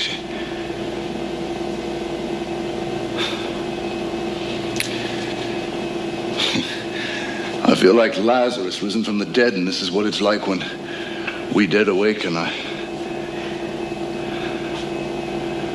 was in on the planning of all of this. You know I'm in your debt. I might have been in there another 500 years, but from what you say, none of us may survive. Dr. Aaron, you shouldn't be walking around like this. This is like my wife. Always worrying about me, worrying about my health. And my memory's slow. I can't recollect. It'll come back to me. What's this about a collision? The sphere projector told me that the Ark is on a collision course with a Class G solar star. Wasn't a guidance correction set by the crew? The crew, the bridge. Doctor, I told you, there is no crew. They're all dead. What about the thermonuclear reactors? Well, we know the words, but we don't know what they mean. Oh, I see. Well, the Earthship Ark is driven by nuclear power. Oh, how long have you been on a collision course? 400 years. From what we have learned, it seems Wasn't there a time prediction? No, there wasn't. Well, then the end could come any time.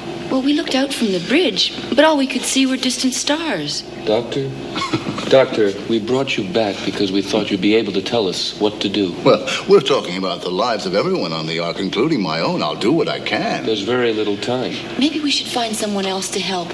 I think Dr. Aaron should go back. Yes, that's not a bad idea. Perhaps later on... There may not be any later on. I'll do what I can, but I'm a communications engineer. I know nothing about reactors. A communications engineer? Yes, my wife was the nuclear engineer. We worked together on this project. Maybe she can help us. Wait, is she here? I've got to find out. We talked about this sort of thing. It's possible. There must be an information tunnel.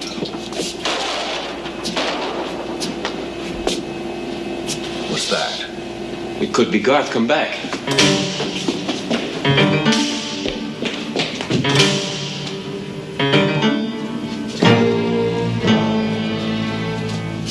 Is it Garth? Garth?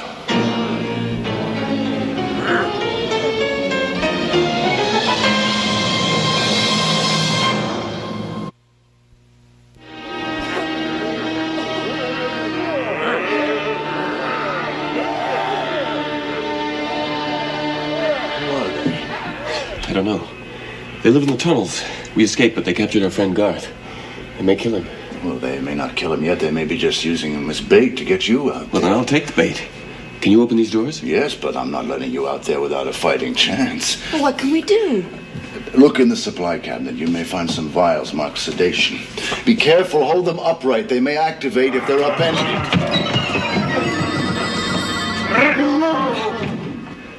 I found them. How many? There are 4. That's fine. I need something to bind them. See if you can find some tape over there.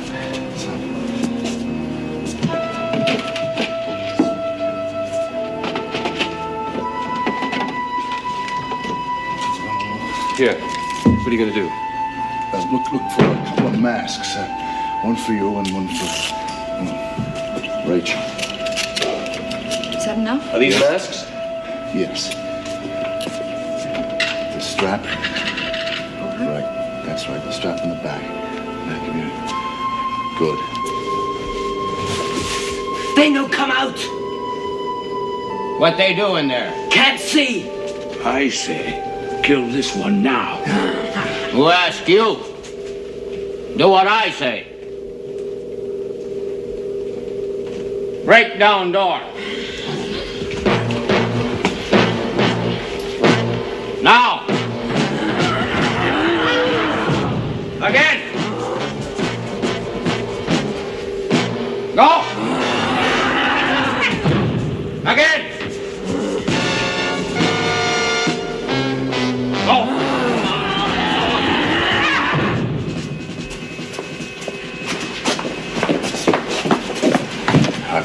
I'll wait till I get ready by the door and then throw it.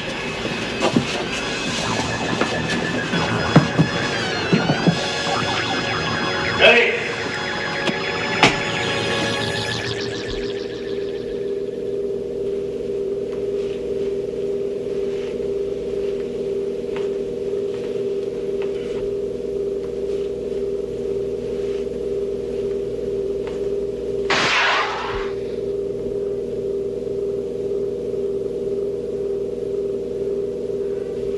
Back! Back!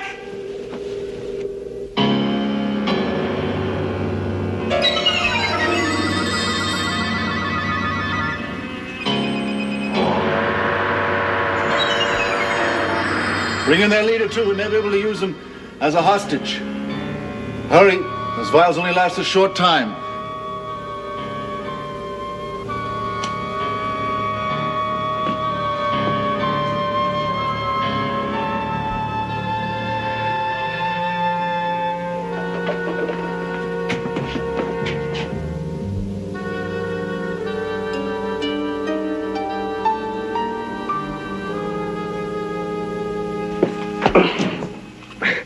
Rachel, see if you can find something to tie him up with.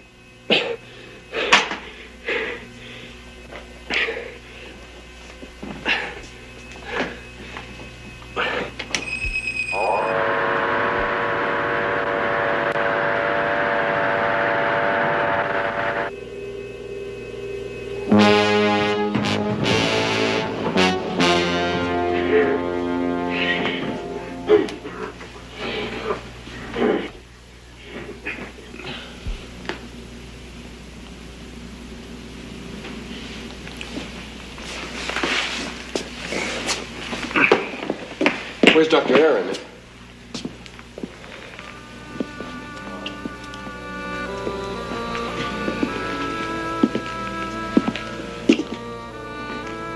This is an inquiry concerning Jane Gregory Aaron.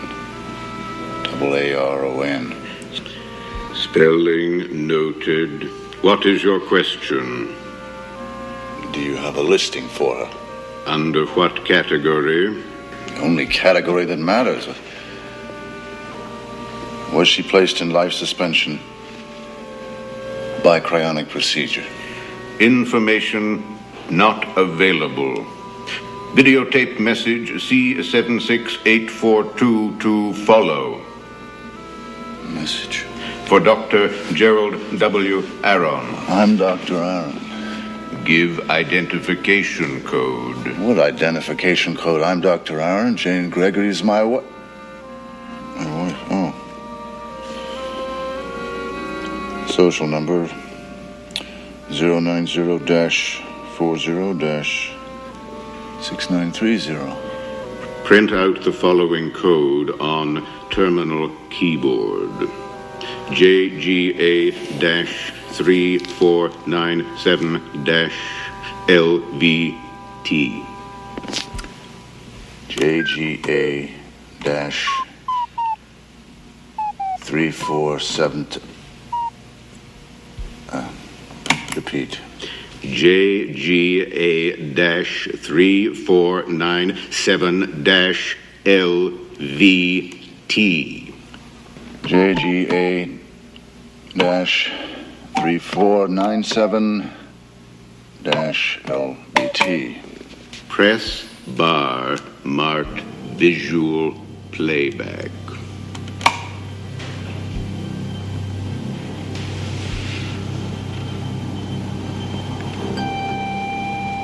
Jerry, darling, I asked them to let me tape this. After you were put in life suspension, I begged to be allowed to join you. It was a beautiful life, Jerry. I'll always love you for that. What made our life together so complete was that we shared everything. We supported each other so completely, even in our work. When the authorities decided only one of us could be processed for cryonics, I insisted it be you. I have to stay behind and continue my work. After all, I still have some time left. But the doctors say you don't. Not until there's a cure for radiation virus. I know one day there will be. And I'm sure you'll live a full, productive life. So, this is my goodbye. Suddenly I have no words for it. Did you ever think you'd see me speechless?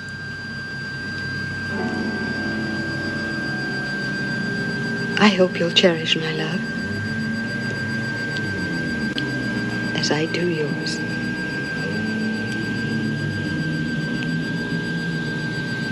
I love you, Jerry.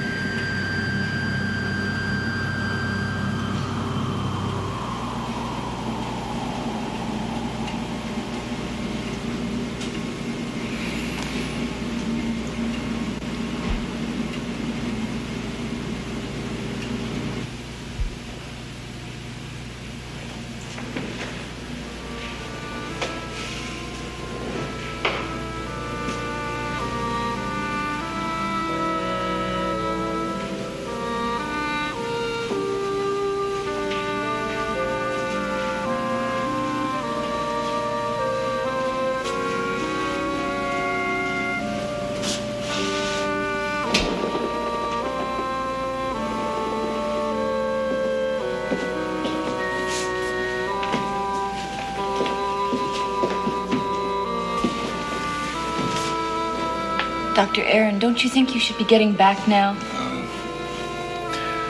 It really doesn't matter. Oh, it does. It does matter. Well, I've had everything that life has to give. I was in on the planning of the Ark, on the setting out, on the discovery of the universe, the greatest adventure of mankind. I was in love with Jane. Jane was in love with me, but you people, and the people you're trying to save, you're what matters. So don't let anybody stop you.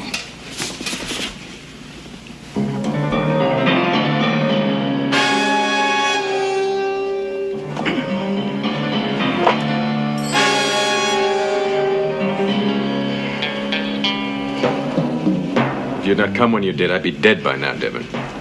I tried to tell them we were not their enemies.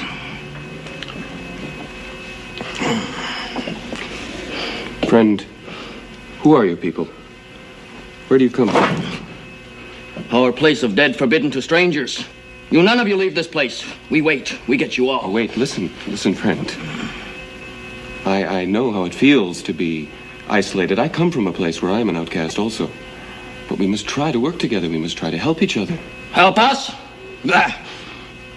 No one ever help us. Strangers come, take what we got. My people will come. Listen to me. Devin?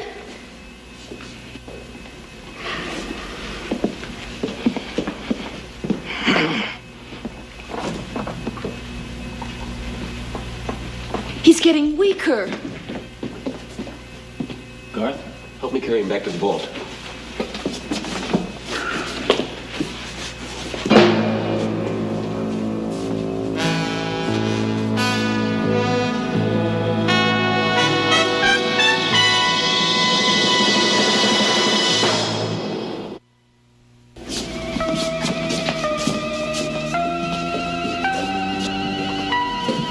Dr. Aaron, are you... I've been no help to you, none at all.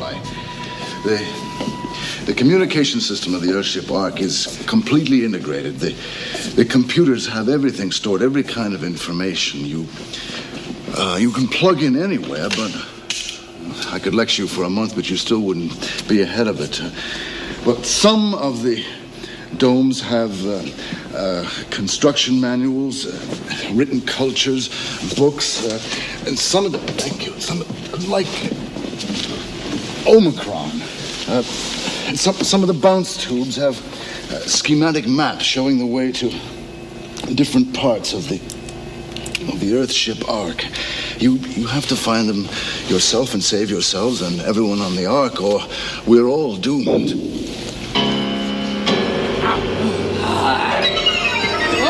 Again!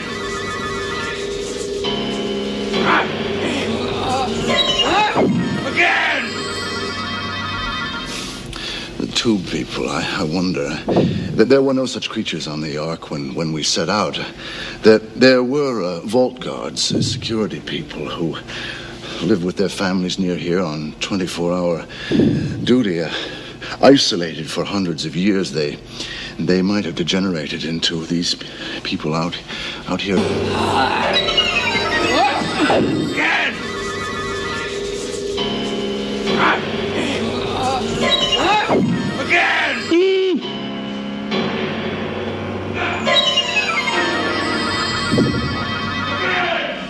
Down the tube, past the L bending, there's an unused vault, an agricultural dome. It used to be used by a retired crew. If you could get them to go there and settle, it might give them a chance for a better life. Doctor, it's all right.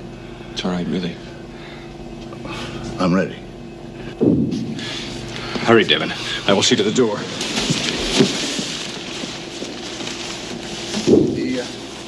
The ThyMech operates automatically, Devin.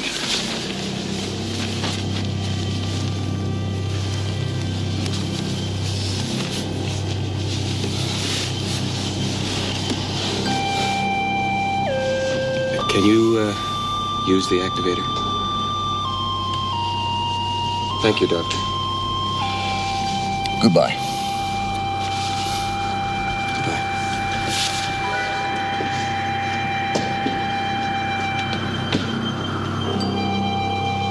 Dr. Aaron, about Jane. What about her?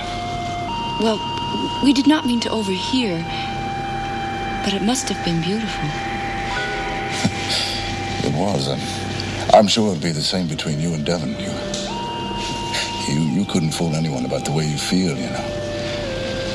Well, it's harder for us. In Cypress Corners, we do not speak much of love, only duty to the elders. Well, yes, but you're not in Cypress Corners anymore. You've begun a long and difficult journey, and you have a duty now, a responsibility now to the work and genius of all the people who built the Earthship Ark, and to all the people in each biosphere. I'm ready.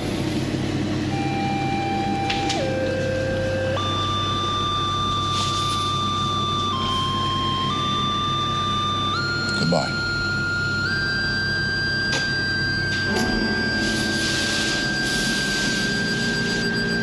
Bye, Dr. Aaron.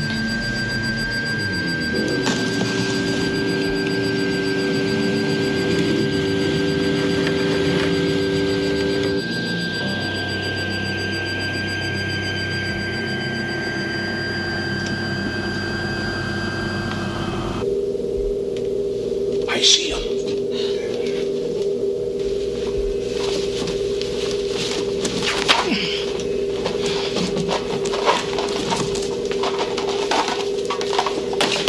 Get away!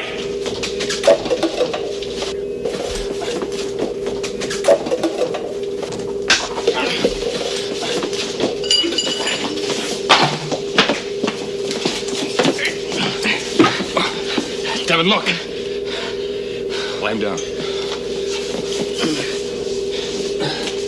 Hold his head. Rachel? Bandages. There must be some in the medical center. I'll look. Now, hold him still. You got him? Yeah, now. Lie still. We will help you. Hold him, guard.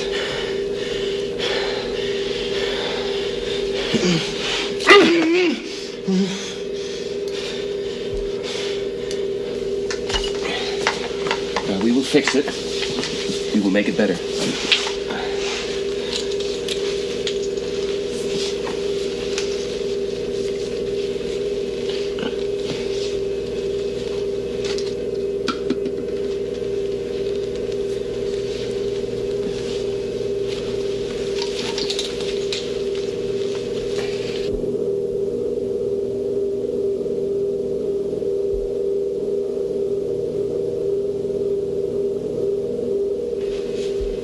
There.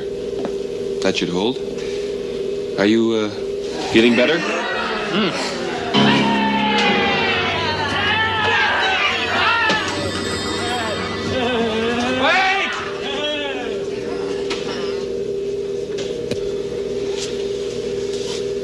They good people. I could die from this, but they take out and save me. Now we must be friends. Give back thing to fight.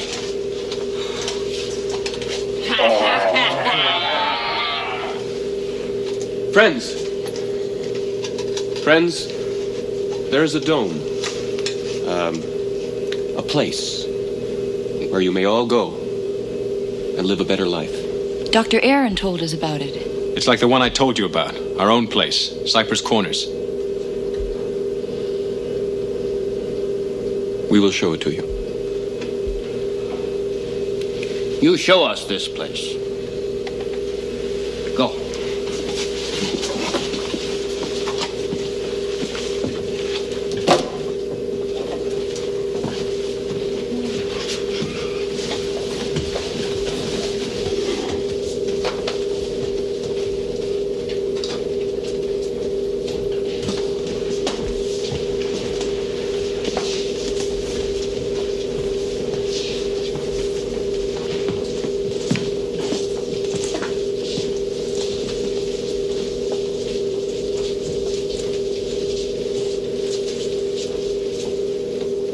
The place lies behind this door.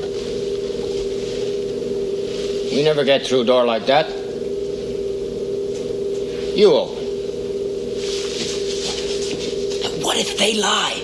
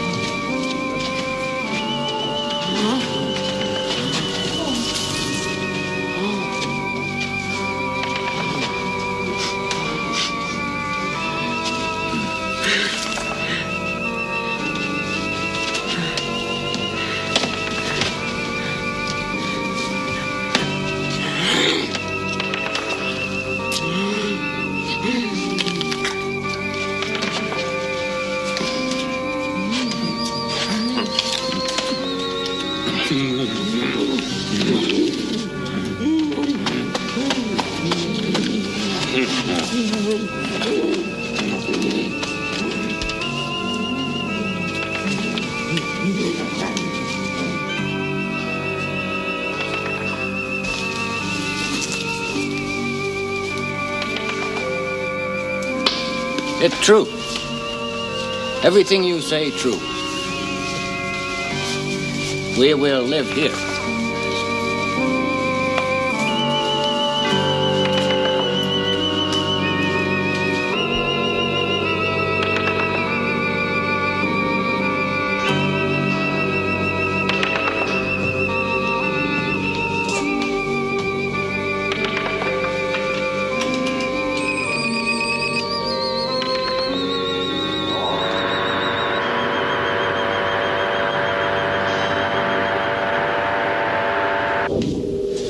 They're home now.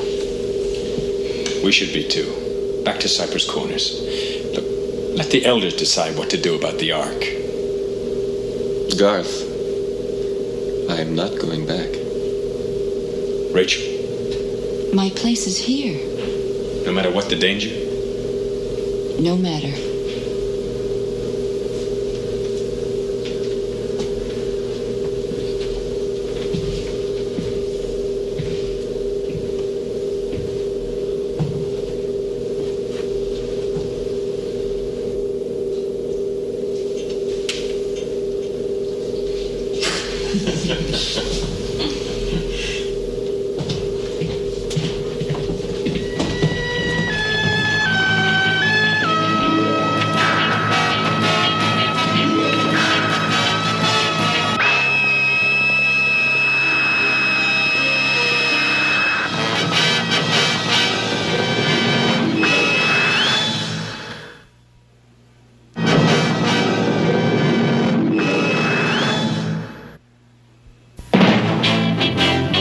Be with us each week at this time on the giant Earthship Ark, 800 years into the far future, for the adventures of three young people, Devon, Rachel, and Garth, as they search through the strange and mysterious worlds of the space Ark biospheres for something or someone who can help them save the StarLost.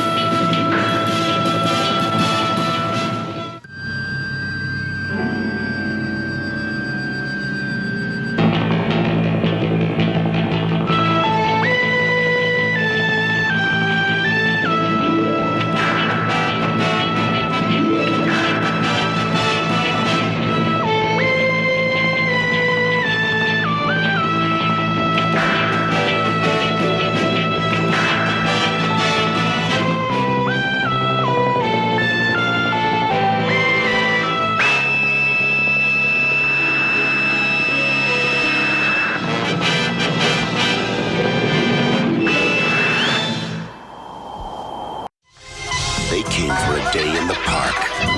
A day of thrills. They could never have imagined how deadly a thrill could be. Everybody on that coaster is gonna die. NBC takes you on the ride of your life. Experience the thrill in threes. In a remote corner of the South Pacific, an exiled scientist created something impossible. Unmistakably human. Undeniably animal.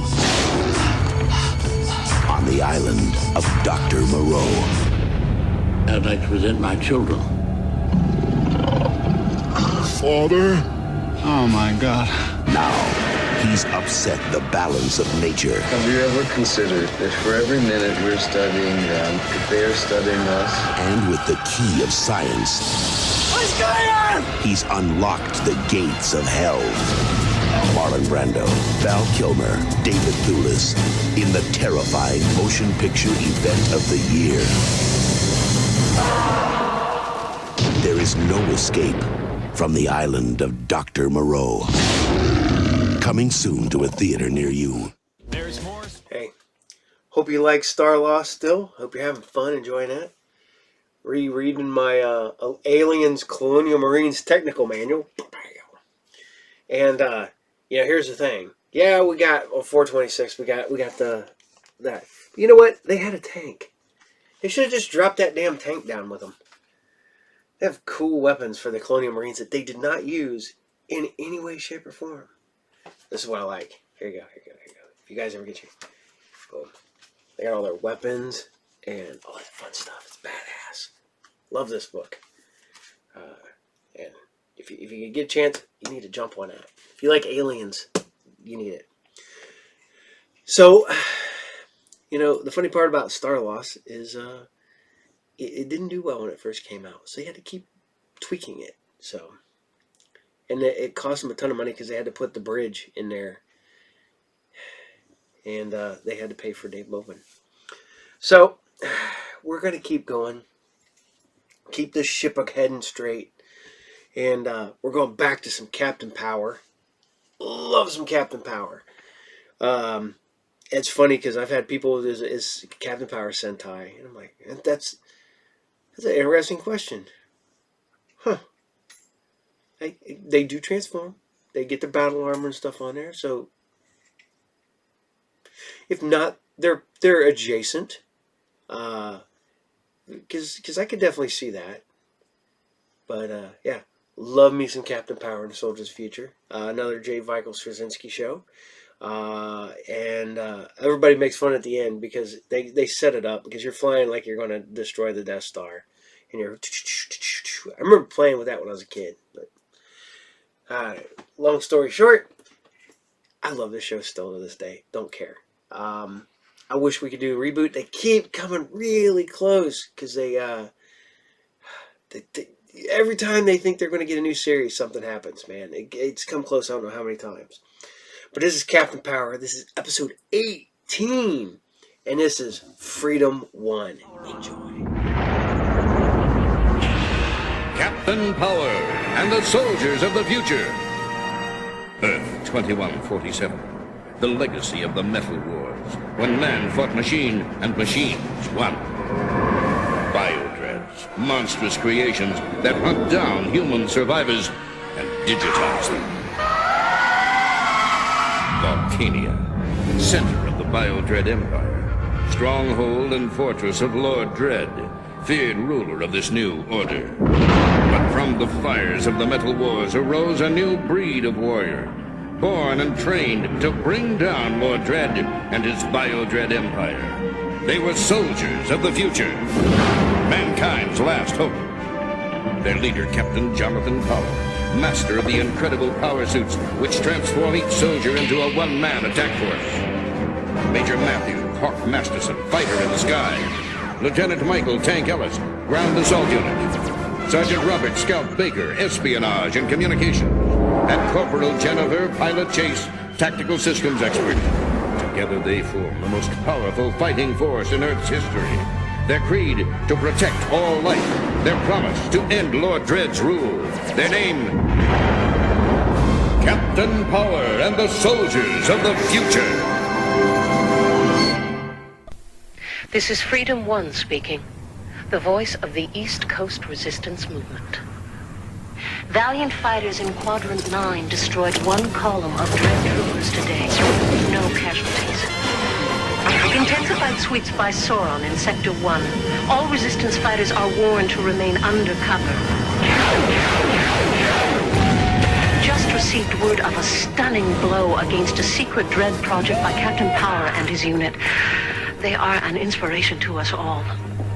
You sure this is the right time? Positive, but she missed her last broadcast. I hope nothing's happened. Freedom 1 is back on the air after an emergency relocation.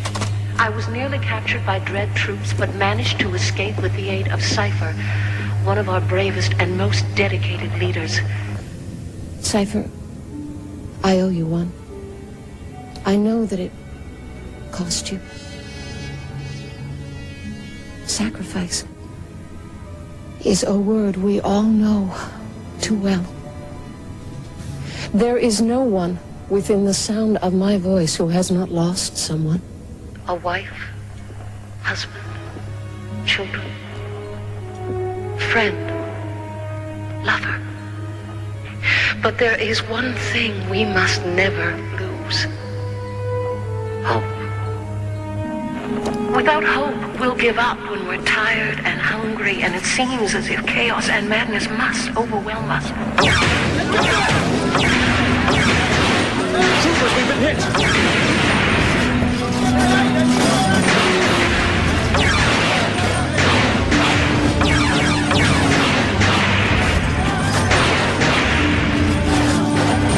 Bring him back!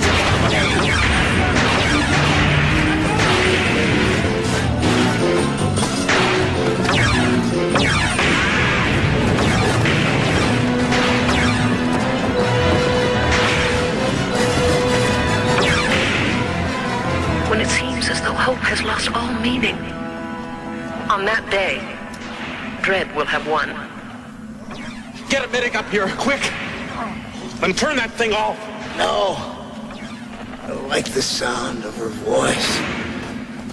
Last thing I'll hear. Hope is the flame that burns in our hearts. It is warmth when the soul is cold. It is light when darkness surrounds us. I end today's broadcast with a special message.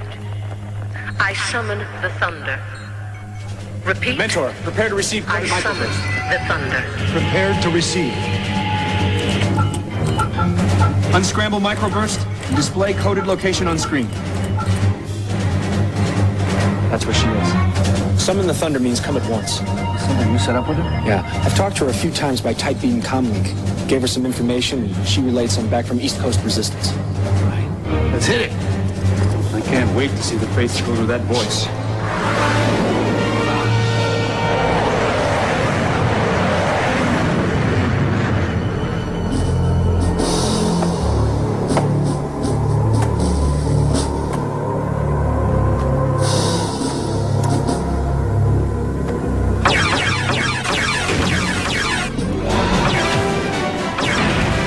He's down! Take her!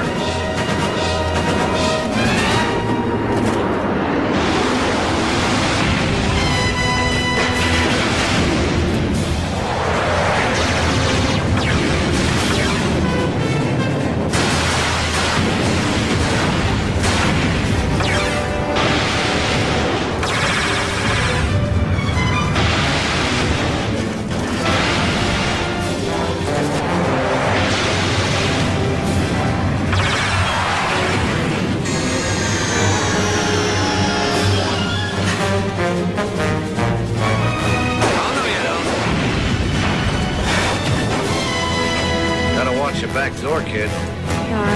Thanks. Funny thing about troopers, how they always seem to be hanging around. What is this? A junk festival?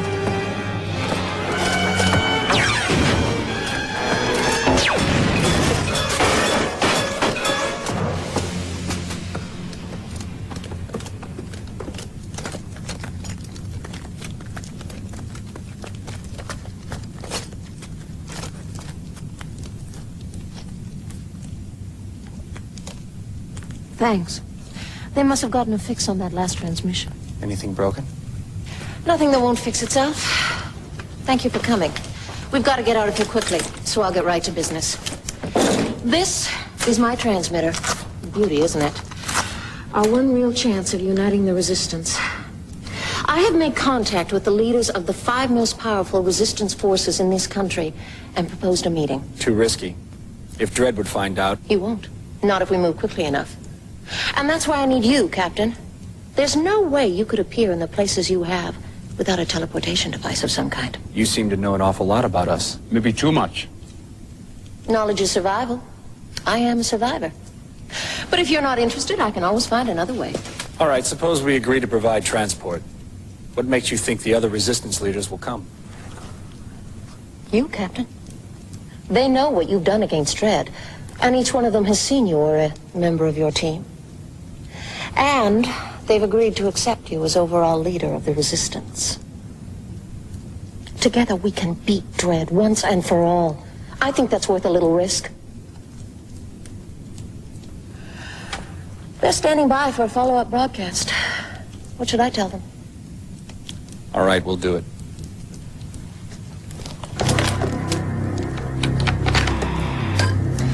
This is Freedom 1 to the 5, Freedom 1 to the 5. The torch is lit. Repeat, the torch is lit. Sand has arranged for her own transport, and Gundar asked specifically for pilot. That leaves Blaze, Cypher, and Evanier. You know where they are? Where's the meeting place? Sector 23. I'll monitor the area and transmit exact coordinates by type beam as each leader arrives. It's safer that way. Tank, you take Cypher? Right. Scout, Blaze. Hawk, you got Evanier. I'll take Freedom 1 to the meeting place. Not necessary, Captain. I've got a groundhopper stashed nearby. Dredd's troops will be all over this area. Why don't we just call it a precaution?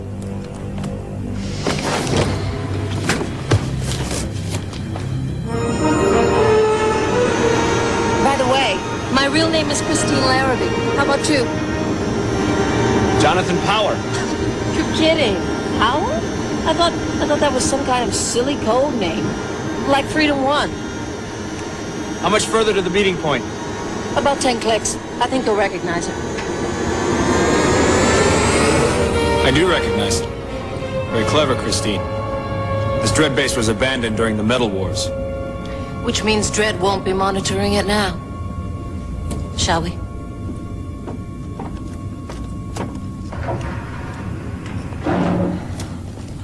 This thing gets heavier by the minute.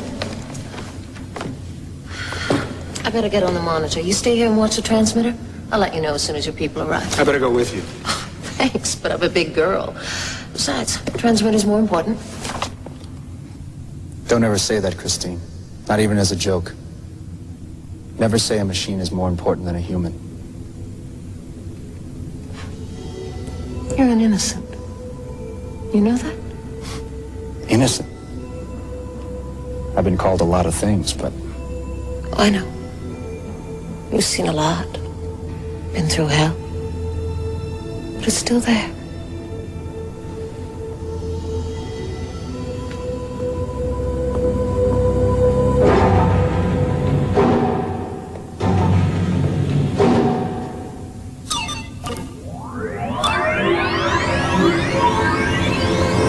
Good evening, Freedom 1.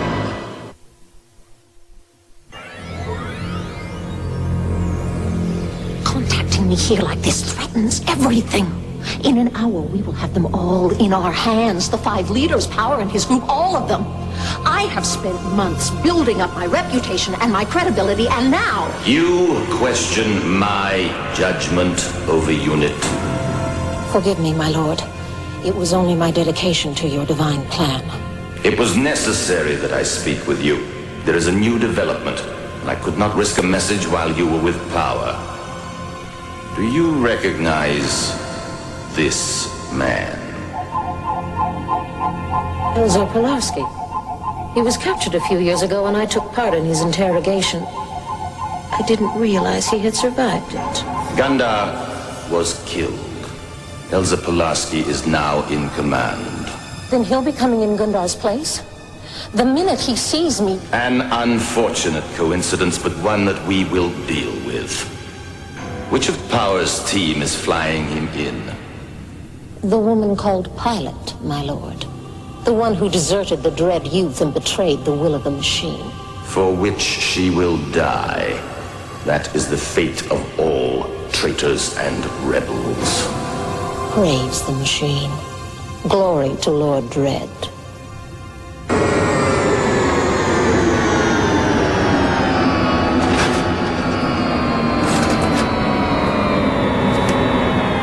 Cypher? It's me. So big as a war bot and twice as ugly. It's good to see you too, Beanpole.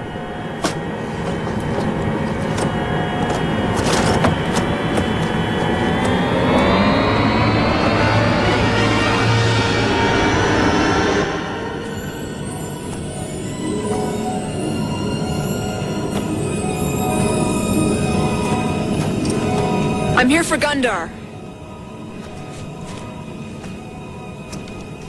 Gundar is dead. I'm Elzer, his replacement. I'm sorry. He was a good man.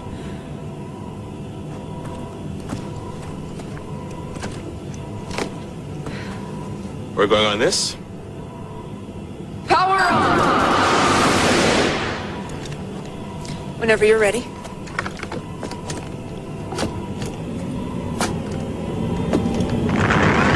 Pilot, this is Freedom 1.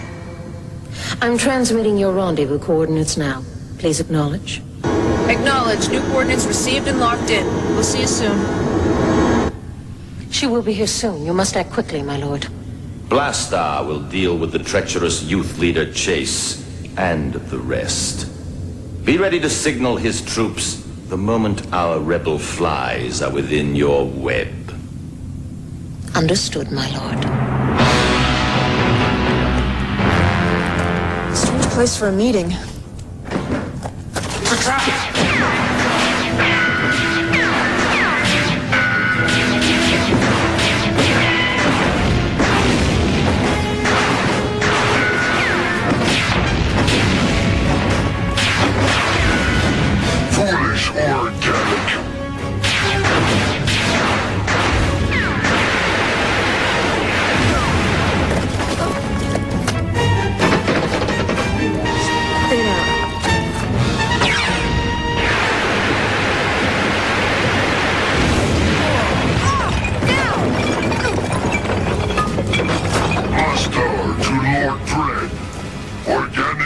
terminated. Excellent. Proceeding to designated target. Power level 10% of maximum and dropping. System disruption imminent. Pilot. Warning, total system failure.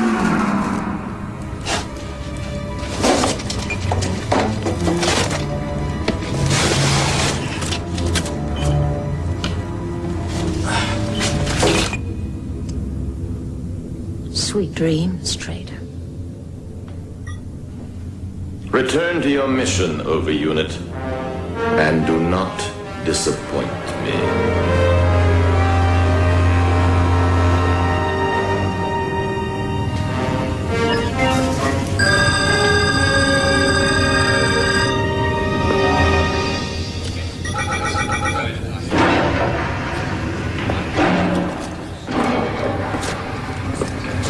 Good to see you again, Captain.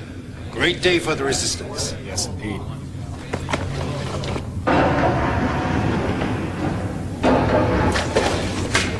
Anything wrong, Captain? Pilot, she should have been here before you. Not to worry, Captain. Short band? Gundar's people just chirped in. There was a slight delay, but she'll be here any moment. Why don't you get the meeting started? I'll watch out for her.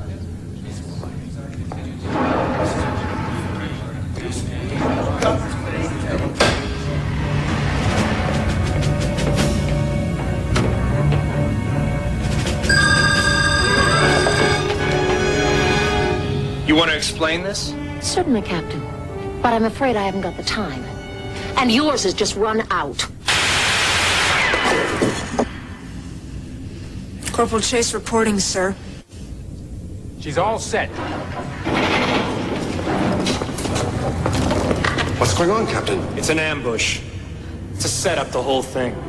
She's a Dread Over unit. She was using this. Short-range transmitter. Probably to alert troops, which means we're in trouble. They'll know they've been in a fight. No. We can't afford a battle on their terms. We've got to get these people out of here. Pilot, can you manage? Take them out the back way. I'll keep the Dreads busy, make it out on foot later. I'll never get back to you on time. Then I'll have the element of surprise on my side. Now move it. And you heard the man, let's move it. See you soon, John. Give him hell. You better come with me. She won't be needing this. What about her, Captain? Take her to the passages. Their psych people might be able to get some information out of her. It is useless to fight. We will win. The will of the machine cannot be denied. So much for innocence.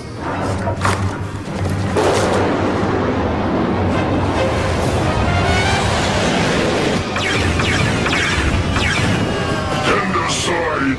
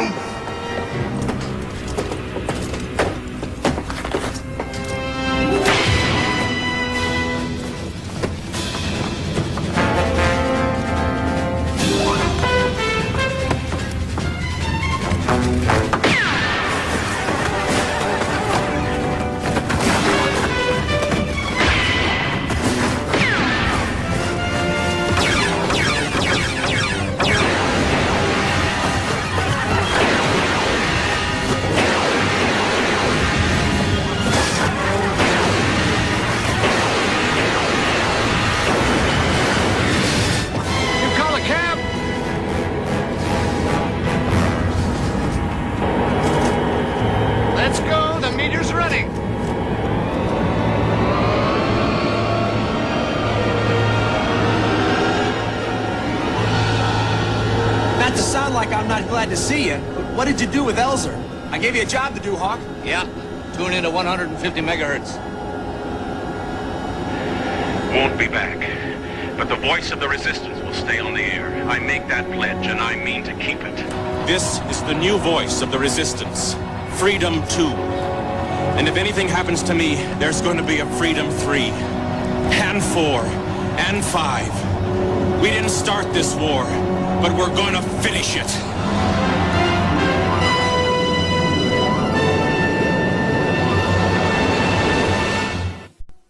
This is Captain Power. I'm closing in on Dredd.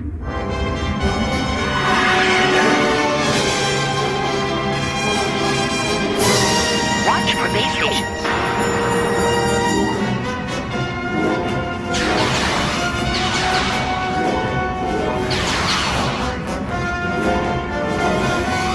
Visibility down. Going to scanning system. Activated. Check energy levels.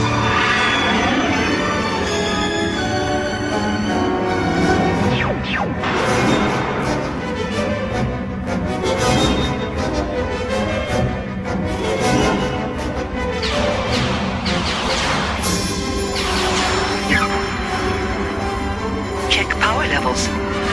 We took a few hits, but we've still got plenty of power. Energy systems full. Hold on. I'm gonna blow this baby.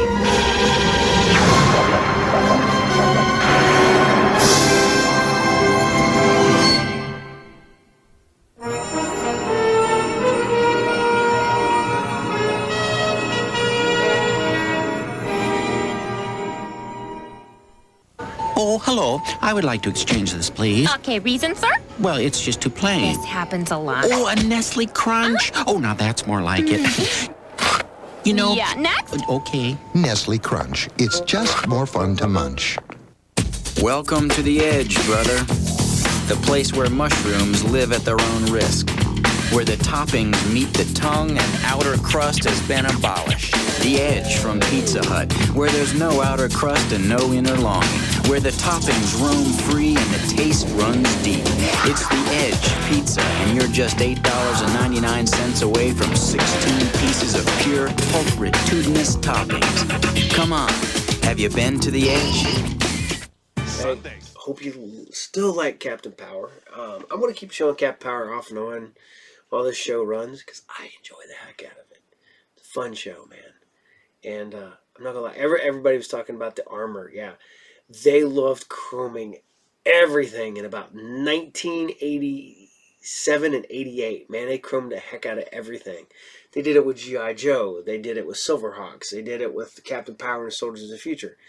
I mean, literally, G.I. Joe had a whole line of chromed out stuff. So they had to do it. Because that was the hip, cool thing. I mean, outside of realistically C-3PO in the 70s and the Cylon Raider, or the Cylon Trooper, not a whole lot of the chromed out stuff, but it came that golden year between 87 and 88, man. They just loaded up on that chrome stuff. So, all right, ladies and gentlemen, I'm going to go ahead and end this episode. But tonight, we'll talk about obscure thing I picked up, another vinyl. This is The Goat Man, or The Unseen soundtrack. This is a super limited print run. I have 202 of 300. This is a second printing. This is a fun music. It is Poison Purple. It is the second edition, like I said. Music from the motion picture The Goat Man by The Unseen. It's The Goat Man by The Unseen. There you go. I love this. This is a great album. A great thing, man, just to listen for the mood music. Love it. And for those who don't know, it is a fake soundtrack. So, not real, but it's great. So, all right, we'll give you the rundown, as always. Every Monday at 12 noon Eastern Standard Time, we have Group Therapy TV with interviews from directors, writers, actors, actresses, special effects artists, sci-fi writers, comic book writers. We've had wrestlers, we've had paranormal people in here. You can go back and go look at some of those early episodes. We've got a ton of really cool people and a ton of really cool people coming up. We'll be bringing back some favorites back to the show. And hopefully one of these days soon, we'll do a live episode. That's right, a live episode. So you can come in, chime in, and talk to us while we're doing the episode. I don't know if that's something you guys would be interested in, but let me know. Tell me. Because it's a project we're currently working on. And it's turned into a big pain in the butt. But I'm going to get it figured out. Because Captain stays busy all the time. Also still working on merchandise for Saturday Morning Serials. I guess I should come up with some merchandise for SciFridays. I'm thinking about doing a cool like SciFridays, like very new wave 1980s style T-shirt. I'm working on that right now. I'm designing that one myself, and then I'll have somebody work on it and then print it. And we'll get it. I've got that, and I'm working on a shirt for Saturday Morning Serials right now. Those are my projects. I got a couple artists and stuff working on other ones. We'll see how that goes. But on that note, I want to say goodnight so that I can see you guys in the morning. Got a lot going on. The 100th episode of Saturday Morning Serials. I know this is bad because I'm not doing a special on the 100th episode. We're doing 104 episodes because that's 2 years. So we'll do something, but I'll throw something on there. But all right, you guys take it easy. You have a good day, good night, wherever and whenever you're watching this. I want to say thank you, and I will see you all later. Take care. See you all there. Captain out. Bye.